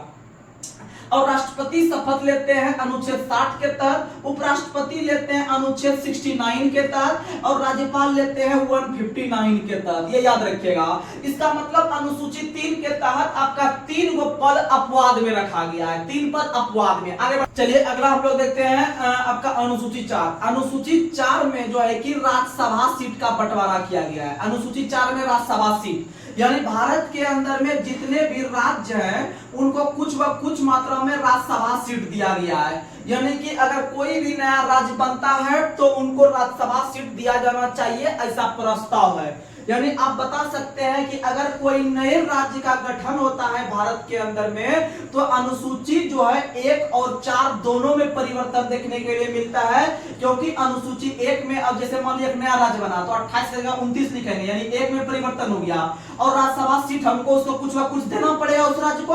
इसका मतलब राज्यसभा सीट का जो बंटवारा बंटवारा करता है, अब कुछ ज्यादा मात्रा में बंटवारा करना होगा। इसका मतलब अगर कोई नए राज्य का गठन होता है तो वह अनुसूची 1 और अनुसूची 4 इन दोनों में परिवर्तन देखने के लिए मिलता है। यह क्वेश्चन एग्जाम में पूछता है कि नए राज्य के गठन होने पर कौन कौन से अनुच्छेद में परिवर्तन होता है, तो आप बताइएगा 1 और 4 में होता है। कैसे होता है आप बता सकते हैं, यानी राज्यसभा सीट का बंटवारा हो गया अनुसूची 4। उसके बाद अनुसूची 5, अनुसूची 5 में याद रखिएगा भारत के अंदर में अनुसूची 5 4 राज्यों को छोड़कर, अनुसूची 5 भारत के अंदर में अनुसूची 5 कहता है भारत में जितने राज्य हैं उसमें से 4 राज्य को छोड़कर जितने राज्य बचे वहां पर एससी एसटी को अलग से जो है कि उस पर ध्यान दो। क्या दो? ध्यान दो। यानी कि एससी एसटी का उल्लेख जो है अनुसूची 5 में, लेकिन याद रखिएगा 4 राज्य को छोड़कर। कितने राज्य को छोड़कर? 4 राज्यों को छोड़कर। तो आप लोग को बता देते हैं यहीं पर कि वो 4 राज्य कौन छोड़कर जो है कि वहां पर, तो वही 4 राज्य छोड़कर 5 में ध्यान देना है जो कि आपका अनुसूची 6 में है। सुनिएगा, अनुसूची 5 में एससी एसटी पर ध्यान देंगे लेकिन 4 राज्य को छोड़ के, तो वो 4 राज्य वही छोड़ेंगे जिसको इस बोला कि 5 के तहत ये 4 राज्य को छोड़ दो, और जिसको हम छोड़े हैं 5 के तहत उसको 6 में स्पेशल ध्यान देंगे। यानी कि याद रखिएगा वो जो 4 राज्य है, यानी पूर्वोत्तर के जो 4 राज्य है इनको अनुसूची 5 में शामिल नहीं किया गया है, स्पेशली उसके लिए अनुसूची 6 बना है। और वो 4 राज्य के लिए आपको बार बार ट्रिक बताते हैं, अमेय मित्र। क्या बताते हैं? अमेय मित्र, यानी असम, मेघालय, मिजोरम, त्रिपुरा।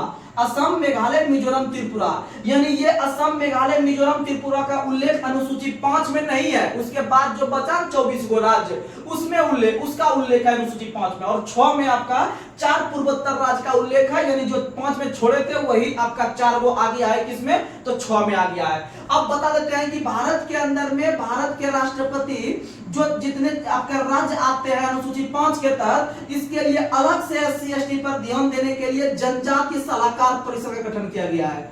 जनजातीय सलाहकार परिषद का जो गठन किया गया है अनुसूची 5 के तहत किया गया है। और अनुसूची 6 के तहत भारत के अंदर में राज्यपाल के द्वारा अपने अपने राज्यों में जो है कि आपका स्वायत्त शासित जिला परिषद का गठन किया गया है। स्वायत्त शासित जिला परिषद, स्वायत्त शासित जिला परिषद का गठन किया गया है। आप लोग याद रखिएगा जिला परिषद का गठन किया गया है, यानी कि अनुसूची 5 के तहत जनजातीय, अनुसूची 6 के तहत स्वायत्त शासित, लेकिन दोनों में एससी एसटी है, दोनों में एससी एसटी है।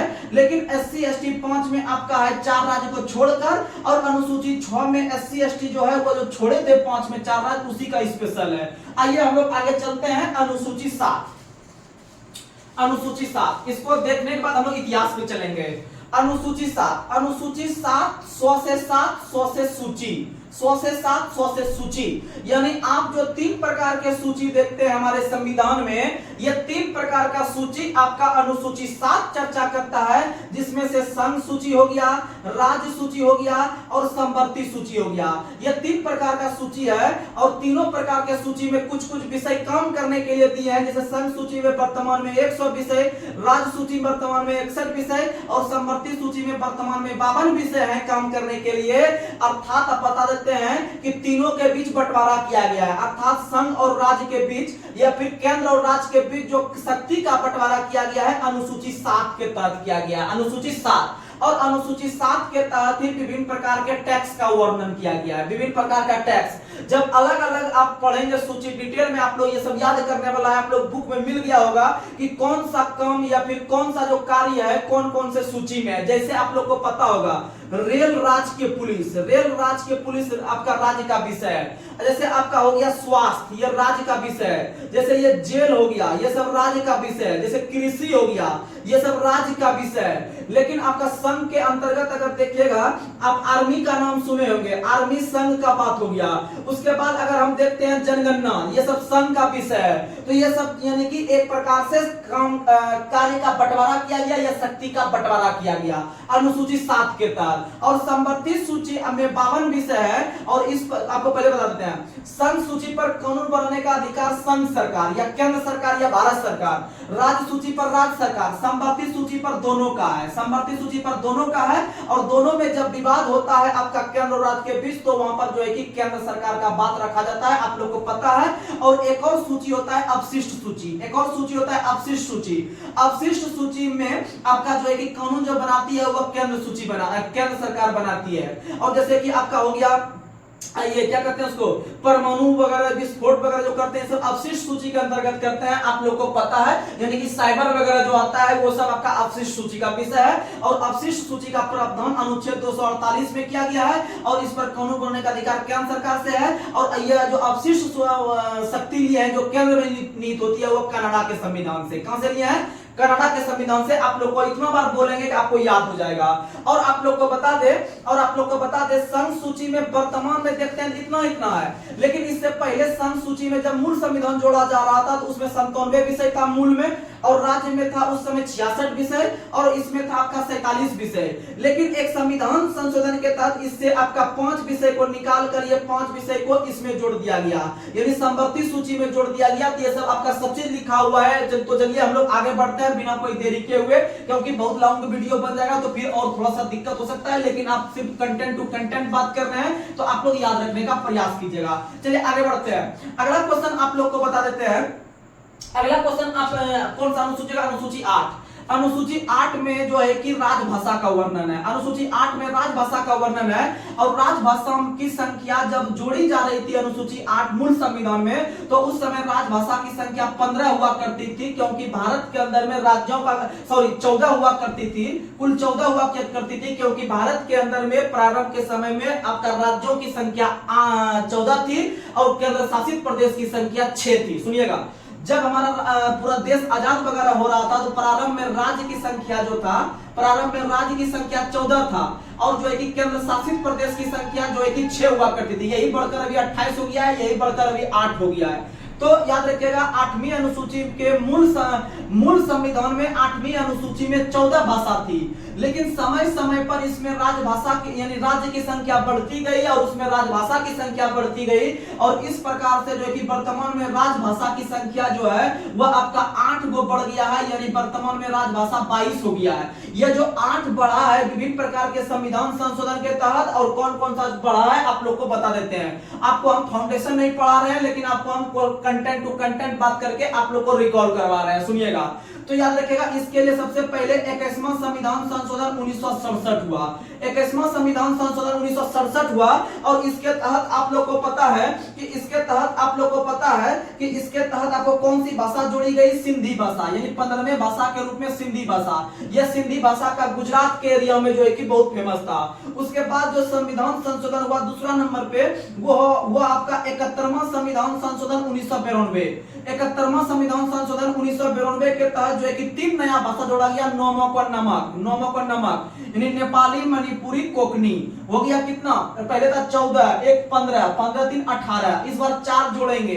उसके बाद जो जोड़ेंगे हम लोग 52वां संविधान संशोधन करके, 52वां 2003 के तहत, इसके तहत 4 भाषा जोड़ेंगे। इसके लिए ट्रिक याद रखिएगा, बोडमास याद रखिएगा, बोडमास। BO से बोडो, D से डोगरी, MA से मैथिली, और S से संथाली। संथाली झारखंड में, मैथिली चलता है आपका कहां में? बिहार वगैरह में। और फिर कोकनी चलता है कहां में? तो कोकनी चलता है आपका कहां में? तो आप लोग को पता है गोवा में। और बोडो भाषा चलती है असम में, बोडो भाषा चलती है असम में। यानी कि हो गया आपका 14, एक 15, 15 3 18, 18 4 22, यानी वर्तमान में 22 भाषा है। आप लोग याद रख लीजिएगा। और इसमें कहीं भी इंग्लिश 8वीं अनुसूची में शामिल नहीं है, लेकिन शामिल होने के कगार पे है, और राजस्थानी शामिल होने के कगार पे है। याद रखने का प्रयास कीजिएगा, यह क्वेश्चन आपका आएगा। ये शामिल नहीं है और ये सब शामिल है। तो चलिए हम लोग आगे बढ़ते हैं। अगला अनुसूची याद रखने का प्रयास करते हैं। अगला अनुसूची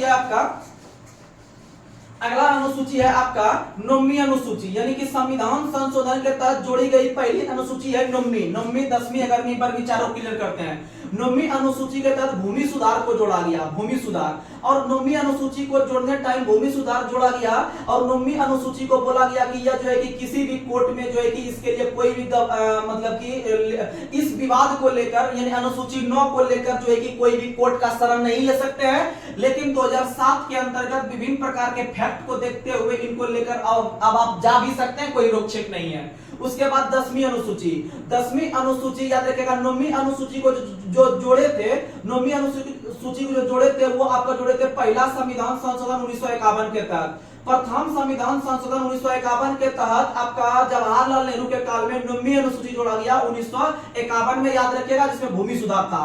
और यह जोड़े हैं जवाहरलाल नेहरू के काल में, पहला संविधान संशोधन 1951 में। और 10वीं यानी 2 से 10, 2 से दल बदल, दल बदल जो जोड़ा गया है आपका 10वीं अनुसूची के तहत, और इसको जो जोड़े हैं, यह जोड़े हैं राजीव गांधी के समय में। और राजीव गांधी के समय में आप लोग को पता है 10वीं अनुसूची 1950 हुआ था आपका 52वां संविधान संशोधन 1985। 52वां संविधान संशोधन 1985 के तहत राजीव गांधी के काल में दल बदल को जोड़ा गया और इसको जोड़े हम लोग 10वीं अनुसूची में। और याद रखिएगा राजीव गांधी के समय जब जोड़ा गया था उस समय यह 1/3 भाग पे लागू होता था, लेकिन वर्तमान में 2/3 भाग पे लागू होता है। यानी कि आप लोग को पता है, बता देते हैं, मान लीजिए कि एक आपका जो है कि भारतीय जनता पार्टी है और एक कांग्रेस है। इसमें मान लीजिए कि बीजेपी को जो है कि आपका 20 को जो है कि सीट जीता और कांग्रेस ने आपका 15 को जीता। जब मान लीजिए कांग्रेस का कुछ क्या होगा, बीजेपी में भाग जाएगा, तो शुरू में अगर इसका 1/3 भाग रहा है तो उसकी सदस्यता बच रहा है। यानी पहले जो लागू होता था दल बदल करने के लिए 1/3 भाग पर, यानी मान लीजिए कांग्रेस के पास कुल 15 जो है कि विधायक या फिर सांसद है, तो 15 का 1/3 निकालेंगे तो 5। अगर इसमें 5 जा रहा है यानी इसमें 5 जुट जाएगा, 25 हो जाएगा। इसका मतलब है कि ये 5 का सदस्यता बचा रह जाएगा। लेकिन मान लीजिए कि 5 से अगर एक भी कम गया यानी 4 गया तो चारों का सदस्यता रद्द हो जाएगा। लेकिन जब ये इतना भी जाने लगा तो आगे चलकर इसको 2/3 भाग को लागू कर दिया और वर्तमान में 2/3 भी जाएगा तभी सदस्यता बची रहेगी। अगर 2/3 से एक भी कम जाएगा तो सदस्यता रद्द हो जाएगा। समझ में आ गया? तो चलिए हम लोग आगे बढ़ते हैं। अगला फिर आपका है 11वीं अनुसूची। अगला याद रखिएगा 11वीं अनुसूची। 11वीं अनुसूची जो जोड़ा गया है आप लोग को पता है 73वां संविधान संशोधन। 73वां संविधान संशोधन 1992 में, 73वां संविधान संशोधन 1992 के तहत जो है कि आपको जो जोड़ा गया है वो पंचायती राज को जोड़ा गया है। पंचायती राज को जोड़ा गया है 11वीं अनुसूची के तहत आपका 73वां 1992 में। उसके साथ पता है कि पंचायती राज को जोड़ने वाले प्रधानमंत्री जो थे वो पीवी नरसिम्हा राव थे, पीवी नरसिम्हा राव थे। और पंचायती राज को कार्य करने के लिए कुल कितना विषय दिया गया है? 29 विषय दिया गया है। और भारत के अंदर में पंचायती राज दिवस जो मनाते हैं 24 अप्रैल को मनाते हैं, क्योंकि 24 अप्रैल 1993 को ही अंतिम रूप से हमारे देश में जो है कि पंचायती राज व्यवस्था लागू हुआ। और भारत के अंदर में पंचायती राज को लागू करने वाला पहला राज्य आपका जो बना था वो आपका कौन बना था? तो आप लोगों को पता है राजस्थान बना था। और भारत के अंदर में पंचायती राज को लागू करने के लिए लाई गई पहली समिति थी आपका कौन? तो आपका था बलवंत राय मेहता समिति 1957 में। उसके 20 वर्ष के बाद 1977 में एक समिति आया अशोक मेहता समिति। अशोक राय मेहता समिति जो था वो 2 स्तरीय लाया था, लेकिन बलवंत राय मेहता समिति जो 1957 में आया था वो 3 स्तरीय था। एक जिला स्तर पे था, उसके बाद एक प्रखंड स्तर पे था, एक गांव स्तर पे था, आप लोग को पता है। उसके बाद अगर हम बात करते हैं आपका 1900 जो है कि आपका 85 के अंदर, तो 1985 में जीवीके राय समिति आया था। 1986 में एलएन सिंघवी समिति आया और एलएन सिंघवी समिति ने ही पहली बार मतलब एलएन सिंघवी समिति के ही सिफारिश पर हमारे संविधान के अंतर्गत पंचायती राज व्यवस्था को संवैधानिक दर्जा देने का काम किया गया, याद रखिएगा। उसके बाद भी समिति आया जैसे कि थुंगन समिति हो गया, गौड़गिल समिति हो गया, ये सब समिति जो है ये सब पंचायती राज से रिलेटेड है, आप लोग याद रखिएगा। तो चलिए हम लोग आगे बढ़ते हैं, यानी हो गया आपका इतना। उसके बाद 12वीं अनुसूची। 12वीं अनुसूची को जोड़ने का काम किया गया 74वां संविधान संशोधन 1993 के तहत। 74वां संविधान संशोधन 1993 के तहत 12वीं अनुसूची जोड़ा गया। और 12वीं अनुसूची में आपको नगर पालिका को जोड़ा गया। किसको जोड़ा गया? नगर पालिका को। नगर पालिका को जोड़ा गया आपका 74वां 1993 में। और जोड़ने टाइम प्रधानमंत्री थे आपके पीवी नरसिम्हा राव। जब भी हमको पीवी नरसिम्हा राव का नाम लेते हैं हमको याद आता है कि पीवी नरसिम्हा राव के ही काल में आप लोग को पता है कि पहली बार जो है कि जनरल कैटेगरी को 10% का आरक्षण देने का प्रावधान किया गया, लेकिन वो दे नहीं पाए, आप लोग को पता होगा। उसके बाद अगर बात करते हैं नगर पालिका को कार्य करने के लिए कुल कितना विषय? 18 विषय। कितना विषय? 18। याद रखिएगा पंचायती राज व्यवस्था को 29 विषय, नगर पालिका को 18, क्योंकि नगर पालिका बहुत कम कम जो है कि है इंडिया के अंदर में, जो है कि वही 19-20 जगह जो है कि नगर पालिका का प्रावधान है, तो उसमें से आपका 18 विषय दिया गया है। और पंचायती राज व्यवस्था पूरे गांव, क्योंकि इंडिया के अंदर में 80% जनसंख्या लगभग गांव में निवास करती है, इसका मतलब वहां पर पंचायत को ज्यादा चीज की जरूरत है, यानी कि पंचायती राज व्यवस्था को 29 विषय और फिर आपका नगर पालिका यानी कि अनुसूची 12 को 18 विषय। कितना विषय? 18 विषय, यानी कि 73वां और 74वां दोनों है आपका जो है कि 1900 दोनों है पीवी नरसिम्हा राव के काल में, और एक 1992 एक 1993। और याद रखिएगा आपका दोनों का कितना कितना विषय है, आप लोग याद रखने का प्रयास कीजिएगा। तो चलिए हम लोग पॉलिटी को अब खत्म करते हैं, अब चलते हैं हम लोग हिस्ट्री के कंटेंट पे। आप सिर्फ लगातार बढ़कर रहिएगा, आपका तैयारी आराम से होगा, क्योंकि ज्यादा हम मोटिवेशनल बोलने का प्रयास नहीं करते हैं। हम क्वेश्चन को 2 बार रिवीजन जरूर करवा देंगे, इजी से इजी क्वेश्चन, और आपका जितना लेवल का जाता है आपका वनडे एग्जाम में आराम से कवर करवा देंगे। इसीलिए आप लोग जो है कि आराम से मोटिवेट होते रहिएगा। तो चलिए हम लोग आज का सेशन का शुरुआत कर रहे हैं। तो आज का पहला सवाल आप लोग को बताना है इतिहास के अंतर्गत।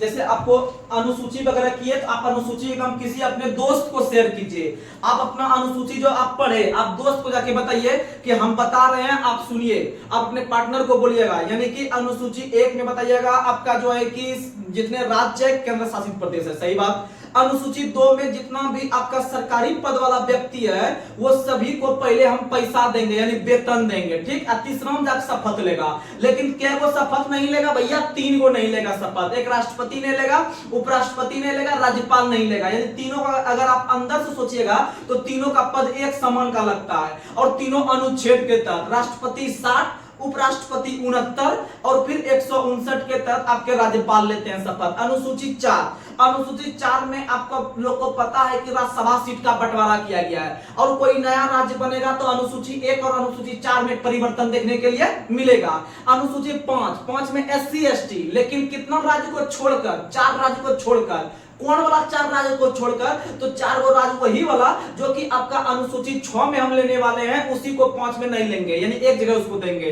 अनुसूची 6 और 5 के तहत आपका जो है कि जनजातीय सलाहकार परिषद का गठन भारत के राष्ट्रपति करते हैं। और अनुसूची 6 के तहत SC ST पूर्वोत्तर के 4 राज्य अमेय मित्र यानी असम, मेघालय, मिजोरम, त्रिपुरा, इसका उल्लेख अनुसूची 6 में। और इसके तहत राज्यों के राज्यपाल जो है कि क्या करते हैं? आपका स्वायत्त शासित जिला परिषद का गठन करते हैं। अनुसूची 7 में जो है कि केंद्र राज्यों के शक्ति का बंटवारा है, अर्थात 3 प्रकार के सूची का वर्णन है, पता है। उसके बाद अगर बात करें अनुसूची 8 में आपका जो है कि राजभाषा है, अनुसूची 9 में भूमि सुधार है, 10 में दल बदल है, 11 में पंचायत है और 12 में आपका नगर पालिका है। चलिए हम लोग इतिहास को चलते हैं। अगला क्वेश्चन बताना है कि इतिहास के पिता हेरोडोटस के द्वारा कौन से शताब्दी में हिस्टोरिका पुस्तक का रचना किया गया था? याद रखिएगा 5वीं शताब्दी ईस्वी में, 5वीं शताब्दी ईसा पूर्व में, 5वीं शताब्दी ईसा पूर्व में आपका हिस्टोरिका नाम का पुस्तक का रचना किया गया था आपका हेरोडोटस के द्वारा। और इसमें जो है कि भारत के इतिहास को भी शामिल किया गया था, आप लोग याद रखिएगा। हेरोडोटस हो गया इतिहास का पिता। आपको बताएं हिकेटियस जो है वह आपका ज्योग्राफी का पिता है, और हिकेटियस ने जस्ट पीरियड्स नाम का पुस्तक का रचना किया था, आप लोग याद रखिएगा। चलिए अगला क्वेश्चन आप लोग को बताना है कि भारत के अंदर पटना शहर जो बिहार में है उसको सबसे पहले किस यात्री ने पोलीब्रोथा के नाम से पुकारा था? तो आप लोग याद रखिएगा कि मेगास्थनीज के नाम के जो थे, सुनिएगा यहाँ पर मेगास्थनीज। ये जो मेगास्थनीज थे ये सेल्यूकस निकेटर का राजदूत था। सेल्यूकस निकेटर का राजदूत था जो कि आपका किसके दरबार में आया था? ये चंद्रगुप्त मौर्य के दरबार में आया था। चंद्रगुप्त जो है कि मौर्य के दरबार में आया था मेगास्थनीज। और यह पता है कि मेगास्थनीज का संबंध जो है वह यूनान से है। मेगास्थनीज ये सब यूनानी यात्री है। मेगास्थनीज का संबंध यूनान से है और वह सेल्यूकस निकेटर के राजदूत के रूप में जो है कि भारत जो आया था वह चंद्रगुप्त मौर्य के दरबार में आया था। और पता है कि मेगास्थनीज ने जो पुस्तक का रचना किया है इंडिका। इंडिका नामक पुस्तक का रचना मेगास्थनीज ने किया है और ये मौर्य युगीन के बारे में बताने का काम करते हैं। और पता है कि चंद्रगुप्त मौर्य जो थे ये मगध वंश से संबंध रखते हैं, मतलब मगध साम्राज्य से संबंध रखते हैं। इसका मतलब है कि मगध पर शासन किए हैं। इसका मतलब याद रखिएगा मेगास्थनीज ने मगध यानी पटना के क्षेत्र को, पटना के यानी कि पटना शहर को पोलिब्रोथा के नाम से पुकारा है। किस नाम से पुकारा है? पोलिब्रोथा। यानी कि पटना को पोलिब्रोथा के नाम से मेगास्थनीज ने पुकारा है। किसने पुकारा है? मेगास्थनीज ने पुकारा है। आप लोग याद रखिएगा। और आप लोग को बता दे ट्रिक से, सिकंदर के साथ जो आने वाले इतिहासकार थे, यात्री थे आपके, उसमें से याद रखिएगा ट्रिक, सिकंदर यानी कि भारत पर आक्रमण किए थे। सिकंदर ने जो भारत पर आक्रमण किए थे यानी कि भारत के अंदर, तो आप लोग को बता दे कि सिकंदर से ट्रिक रखिएगा, सिकंदर को हम लोग बुला रहे थे यानी आ सिकंदर के साथ आने वाले जो यात्री थे वो थे आनी। सिकंदर के साथ जो आने वाले यात्री थे वो कौन थे? आनी। तो सिकंदर के साथ आने वाले लेखक में आनी यानी आ से याद रखिएगा आपका, आ से याद रखिएगा आने सिक्रेटस, फिर आ से याद रखिएगा ऑरिस्ट्यूबुलस, उसके बाद याद रखिएगा नी से याद रखिएगा निर्याकस। क्या नाम था? निर्याकस। और यही जो निर्याकस था आपका सिकंदर का जल सेनापति था। सिकंदर का जल सेनापति निर्याकस था। और याद रखिएगा आनी सिकंदर में, और सिकंदर के साथ आनी याद रखेगा यानी आने सिक्रेटस, ऑस्टियोबुलस और निर्याकस, ये हो गया सिकंदर के पास। पता है? चलिए हम लोग आगे बढ़ते हैं क्योंकि ये सब आपको याद रखना पड़ेगा, डायरेक्ट है। अभी मेन इतिहास का शुरुआत नहीं हुआ है। मेन इतिहास आपको मॉडर्न हिस्ट्री रहता है या फिर मिडिवल रहता है, लेकिन आपको प्राचीन में भी अच्छा से स्टार्ट नहीं हुआ है, जहां से अधिकतर क्वेश्चन आता है। बस आपको शुरुआत से जब हम अनुसरण शुरू किए हैं तो आपको याद करवाना मेरा फर्ज है, तो आप लगातार बनकर रहिएगा। उसके बाद अगर हम बात करते हैं, डाइमेकस के दरबार में अंतियोकस आया था। डाइमेकस अंतियोकस। और याद रखिएगा डाइमेकस का जो राजदूत अंतियोकस था वह बिंदुसार के दरबार में आया था। किसके काल में? बिंदुसार के दरबार में आया था, आप लोग को पता है। और अमित्र घात के नाम से बिंदुसार को जानते हैं। अमित्र घात यानी कि शत्रुओं के विनाशक के नाम से किसको जानते हैं? बिंदुसार को जानते हैं। तो याद रखिएगा कि आपको पटना को पोलिब्रोथा कहा था किसने? तो वो कहा था मेगास्थनीज ने। उसके बाद आपको हम बताए कि डाइमेकस अंतियोकस का राजदूत था जो बिंदुसार के दरबार में आया था। और बिंदुसार का संबंध जो था वो आपका मौर्य वंश से था। बिंदुसार का संबंध मौर्य वंश से था। सुनिएगा, बहुत बच्चा कंफ्यूज करता है। एक होता है बिंदुसार का संबंध मौर्य वंश से था, और एक आता है बिंबिसार। ये जो बिंबिसार है ये आपका हर्यक वंश का संस्थापक है। हर्यक वंश का संस्थापक बिंबिसार है, और बिंदुसार जो है ये मौर्य वंश से संबंधित है। उसके बाद अगला क्वेश्चन आप लोग को बताना है कि भारत का भूगोल नामक पुस्तक के लेखक कौन है? टॉलमी। भारत का भूगोल नामक पुस्तक के लेखक टॉलमी है। और टॉलमी ने ही भारत का अंदर का जो आपका भौगोलिक क्षेत्र है इसको जो है कि उसी पुस्तक में दर्शाने का काम पहली बार किया था, भारत का भूगोल नामक पुस्तक में, जो कि टॉलमी कर रहा है, इसके रचयिता है। उसके बाद नेचुरल हिस्ट्री पुस्तक के लेखक कौन है? प्लिनी। Natural history Pliny. और नेचुरल हिस्ट्री भी जो है ये आपका ज्योग्राफी से संबंधित पुस्तक है। आगे बढ़ते हैं। अगला क्वेश्चन, फाइयान किसके काल में भारत आया था? चंद्रगुप्त दूर्त। फाइयान चंद्रगुप्त दूर्त के काल में आया था। और चंद्रगुप्त दूर्त को हम लोग विक्रमादित्य के नाम से जानते हैं। किस नाम जानते हैं? विक्रमादित्य। और आपको बता देते हैं सबसे पहले भारत आने वाले जो चीनी यात्री थे वो आपको कौन थे? तो भारत आने वाले जो पहले आपके चीनी यात्री थे वो आपके कौन थे? फाइयान थे। कौन थे? फाइयान। और फाइयान जो आए थे वो आपके जो है कि चंद्रगुप्त दूर्त के दरबार में आए थे। याद रखिएगा, फाइयान चंद्रगुप्त दूर्त के दरबार में आए थे। और फाइयान आने के बाद जो है कि भारत में 14 वर्ष तक रहा। और 14 वर्ष रहने के बाद जो है वो मध्य प्रदेश के बारे में जो है कि अधिक से अधिक जानकारी प्राप्त किया है। आगे बढ़ते हैं। अगला क्वेश्चन आप लोग को बताना है, संयुगन भारत कब आया? 518। ये सब चीनी यात्री है। संयुगन भारत आया था 518 में, याद रखने का प्रयास कीजिएगा। उसके बाद सबसे इंपोर्टेंट वेनसंग, हर्षवर्धन। वेनसंग आपका जो चीनी यात्री था वो आपका हर्षवर्धन के काल में भारत आया था। और यह आपका जो आया था 629 ईस्वी में चीन से निकला था। एक वर्ष आने में लगा था। 630 में जो है कि वह भारत पहुंचा। और भारत पहुंचने के बाद वह लगभग 15 वर्ष तक ठहर कर 645 ईस्वी में पुनः वापस लौट गया। याद रखने का प्रयास कीजिएगा। यहां से क्वेश्चन उठता है कि कब आया था और कितना वर्ष रहा था? तो 15 वर्ष रहा था। याद रखिएगा, हुएनसांग को ही यात्रियों का राजकुमार कहा जाता है। हुएनसांग आपका जो चीनी यात्री था उसे यात्रियों का राजकुमार कहा जाता है। साथ ही इसे नीति का पंडित भी कहा जाता है। नीति का पंडित या फिर यात्रियों का राजकुमार हुएनसांग को कहा जाता है। और हुएनसांग आपका हर्षवर्धन के काल में भारत आया था, आप लोग याद रखिएगा। और हुएनसांग का जो यात्रा वृत्तांत कहलाता है वह सुयुकी के नाम से, हुएनसांग का यात्रा वृत्तांत सुयुकी के नाम से कहलाता है, याद रखिएगा। और सुयुकी में लगभग 138 देश का विवरण मिलता है, 138 देश का विवरण मिलता है। आगे बढ़ते हैं। और आपको पता है कि हुएनसांग जब नालंदा विश्वविद्यालय आए थे घूमने के लिए, तो उस समय वहां के कुलपति आचार्य शिलभद्र थे, याद रखिएगा। आगे बढ़ते हैं। और ऐसे आप लोग को पता है कि एक और विश्वविद्यालय है बिहार में अपना, जिसका नाम है आपका विक्रमशिला विश्वविद्यालय। विक्रमशिला विश्वविद्यालय भागलपुर के अंतर्गत है। और भागलपुर में विक्रमशिला विश्वविद्यालय का स्थापना आपका किसने करवाया था? तो आप लोग को पता है धर्मपाल ने। किसने करवाया था? धर्मपाल ने, याद रखिएगा। आगे बढ़ते हैं। अगला क्वेश्चन आप लोग को बताना है, और अगला क्वेश्चन आप लोग बताइएगा कि विभिन्न प्रकार के अरबी लेखक में अलबुर्नी का संबंध कहां से था? तो अलबुर्नी का संबंध तुर्कमेनिस्तान से था। कौन से था? तुर्कमेनिस्तान से। सुनिएगा, अलबुर्नी बहुत फेमस क्वेश्चन है। अलबुर्नी का संबंध जो था वह तुर्कमेनिस्तान से था। अलबुर्नी का संबंध तुर्कमेनिस्तान से था। और अलबुर्नी जो आया था भारत, वह आपका किसके साथ भारत आया था? महमूद गजनवी के साथ। महमूद अलबुर्नी, लास्ट में नी आ रहा है और इधर भी आ जाएगा गजनी। क्या आ जाएगा? गजनी। महमूद गजनी के साथ भारत आया था। और भारत आने के बाद विभिन्न प्रकार का घूमने के बाद इधर उधर उन्होंने एक पुस्तक का रचना किया, जिसका नाम है आपका किताबुल हिंद, या इसी को हम लोग कहते हैं भारत की खोज, या इसी को कहते हैं जो है कि तहकीक हिंद। इसका रचना क्या है? अलबुर्नी ने। किसने किया है? अलबुर्नी ने। और इस किताबुल हिंद का जो है कि इंग्लिश में जो रूपांतरण किया है वो एक अंग्रेज थे, जिसका नाम है एडवर्ड साची नाम के व्यक्ति ने अलबुर्नी के द्वारा लिखा गया किताबुल हिंद का अंग्रेजी में रूपांतरण किया था एडवर्ड साची ने, याद रखिएगा। तो चलिए हम लोग आगे बढ़ते हैं। अगला क्वेश्चन आप लोग को बताना है इब्न बतूता ने भारत के अंदर में दिल्ली पहुंचने पर उसे मोहम्मद बिन तुगलक ने किस वर्ष काजी नियुक्त किया था? तो 1333 में काजी नियुक्त किया था, याद रखने का प्रयास कीजिएगा। और इब्न बतूता का जो यात्रा वृत्तांत कहलाता है रहला। क्या कहलाता है? रहला। और इब्न बतूता का संबंध जो था वह कहां से था? तो इब्न बतूता का संबंध मोरक्को से था। कहां से था? मोरक्को। और मोरक्को आप लोगों को पता है कि मोरक्को की राजधानी रबात है। मोरक्को की राजधानी कहां है? रबात। और मोरक्को संकट 1906 में पैदा हुआ था। कब पैदा हुआ था? 1906 में। आगे बढ़ते हैं।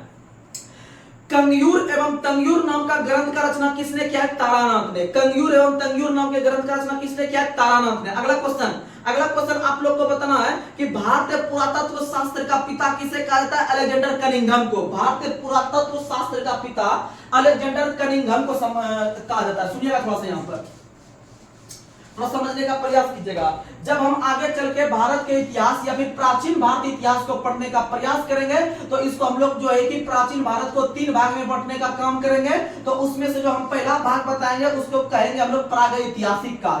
प्रागैतिहासिक काल जो होता है हम उस काल को कहते हैं जिसमें कि आप लोग को पता है कि जिसका लिखित साक्ष्य उपलब्ध नहीं है, उसको प्रागैतिहासिक काल कहते हैं। आपको ज्यादा डीप में नहीं लेके जा रहे हैं, मतलब पूरा फाउंडेशन की तरह नहीं बता रहे हैं, लेकिन आपको शॉर्ट में बता रहे हैं, तो आप लोग आराम से समझ लीजिएगा, क्वेश्चन बन जाएगा। लेकिन उसके बाद जो दूसरा होता है आप लोग को पता है आद ऐतिहासिक काल। आद ऐतिहासिक काल हम उस काल को कहते हैं कि जिसका लिखित साक्ष्य तो है, लेकिन हम इसको पढ़ नहीं पाए, यानी कि जिसका लिखित साक्ष्य उपलब्ध नहीं है उसको प्रागैतिहासिक काल, जिसका लिखित साक्ष्य है लेकिन हम उसको पढ़ नहीं पाए उसको आद ऐतिहासिक काल, और जिसका आप लोग को पता है कि लिखित साक्ष्य है, जिसका आप लोग को पता है कि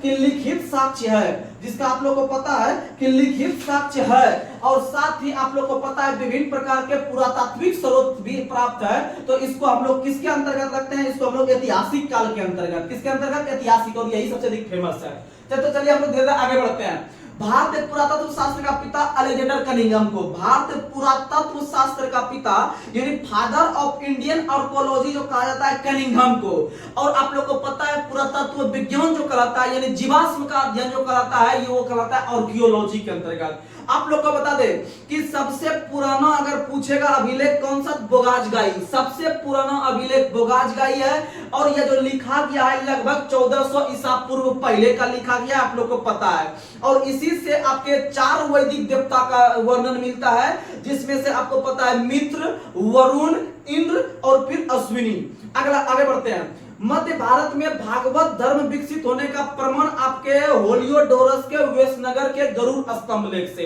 अगला क्वेश्चन, सर्वप्रथम भारतवर्ष का जिक्र किस अभिलेख में मिलता है? तो भारतवर्ष का जिक्र आपको बताए थे, भारतवर्ष का जिक्र आपका हाथी गुम्फा अभिलेख में मिलता है। और हाथी गुम्फा अभिलेख का संबंध कलिंग राजा खारवेल से है, कलिंग राजा खारवेल से है, कलिंग राजा खारवेल से है, याद रखिएगा हाथी गुम्फा अभिलेख। अगला क्वेश्चन, अगला क्वेश्चन आप लोग को बताना है सर्वप्रथम दुर्भिक्ष की जानकारी। दुर्भिक्ष का मतलब होता है कि बड़े दुर्भाग्य से भोजन मिलता था, यानी वहां पर भोजन का संकट था, भोजन का संकट था, अर्थात वहां पर आपातकाल था। यानी कह सकते हैं कि आपका पहली बार किस अभिलेख में संकट काल में उपयोग हेतु खाद्यान्न सुरक्षित रखने का उल्लेख या फिर दुर्भिक्ष की जानकारी देता है, तो सौगाड़ा अभिलेख। कौन सा अभिलेख? सौगाड़ा अभिलेख, याद रखिएगा।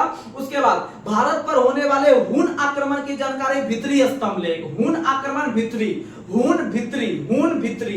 आगे बढ़ते हैं। भारत के अंतर्गत सबसे पहले किस अभिलेख में सती प्रथा का लिखित साक्ष्य मिलता है? तो सती प्रथा का लिखित साक्ष्य आपका एरन अभिलेख से प्राप्त होता है। और एरन अभिलेख का संबंध भानुगुप्त से है। एरन अभिलेख का संबंध किससे है? भानुगुप्त से है। अगला क्वेश्चन आप लोग को बताना है कि रेशम बुनकर की श्रेणी का पता। तो रेशम बुनकर की श्रेणी, रेशम में मो आ रहा है, मो से मंदसौर बना लेंगे। रेशम में मो आ रहा है, मो से मंदसौर बना लेंगे, याद रखिएगा। और लिख देते हैं, दिमाग में छाप लीजिएगा। रेशम में मो आ रहा है तो रेशम की जानकारी मंदसौर अभिलेख से प्राप्त होती है। किससे अभिलेख से? मंदसौर। और मंदसौर अभिलेख का संबंध है मालवा नरेश यशोवर्मन से। मालवा नरेश यशोवर्मन, यानी इसमें भी मो आ रहा है। कंटेंट याद रखिएगा। आगे बढ़ते हैं। अगला क्वेश्चन आप लोग को बताना है, अगला क्वेश्चन आप लोग बताइएगा कि कश्मीर के किस जगह से सबसे पहले गड्ढा घर या गर्तावास मिला है? तो वह बुर्जहोम से मिला है। कहां से मिला है? बुर्जहोम से मिला है, तो याद रखिएगा। और वहीं पर पहली बार सीढ़ी का उपयोग किया गया था। किसका उपयोग किया गया था? सीढ़ी का साक्ष्य मिलता है। और इसी के साथ इसी में आपका बुर्जहोम, या जो गड्ढा था घर, उसमें मनुष्य के शव के साथ कुत्ता के शव को भी दफनाया जाता था। ये दोनों कंटेंट याद रखिएगा।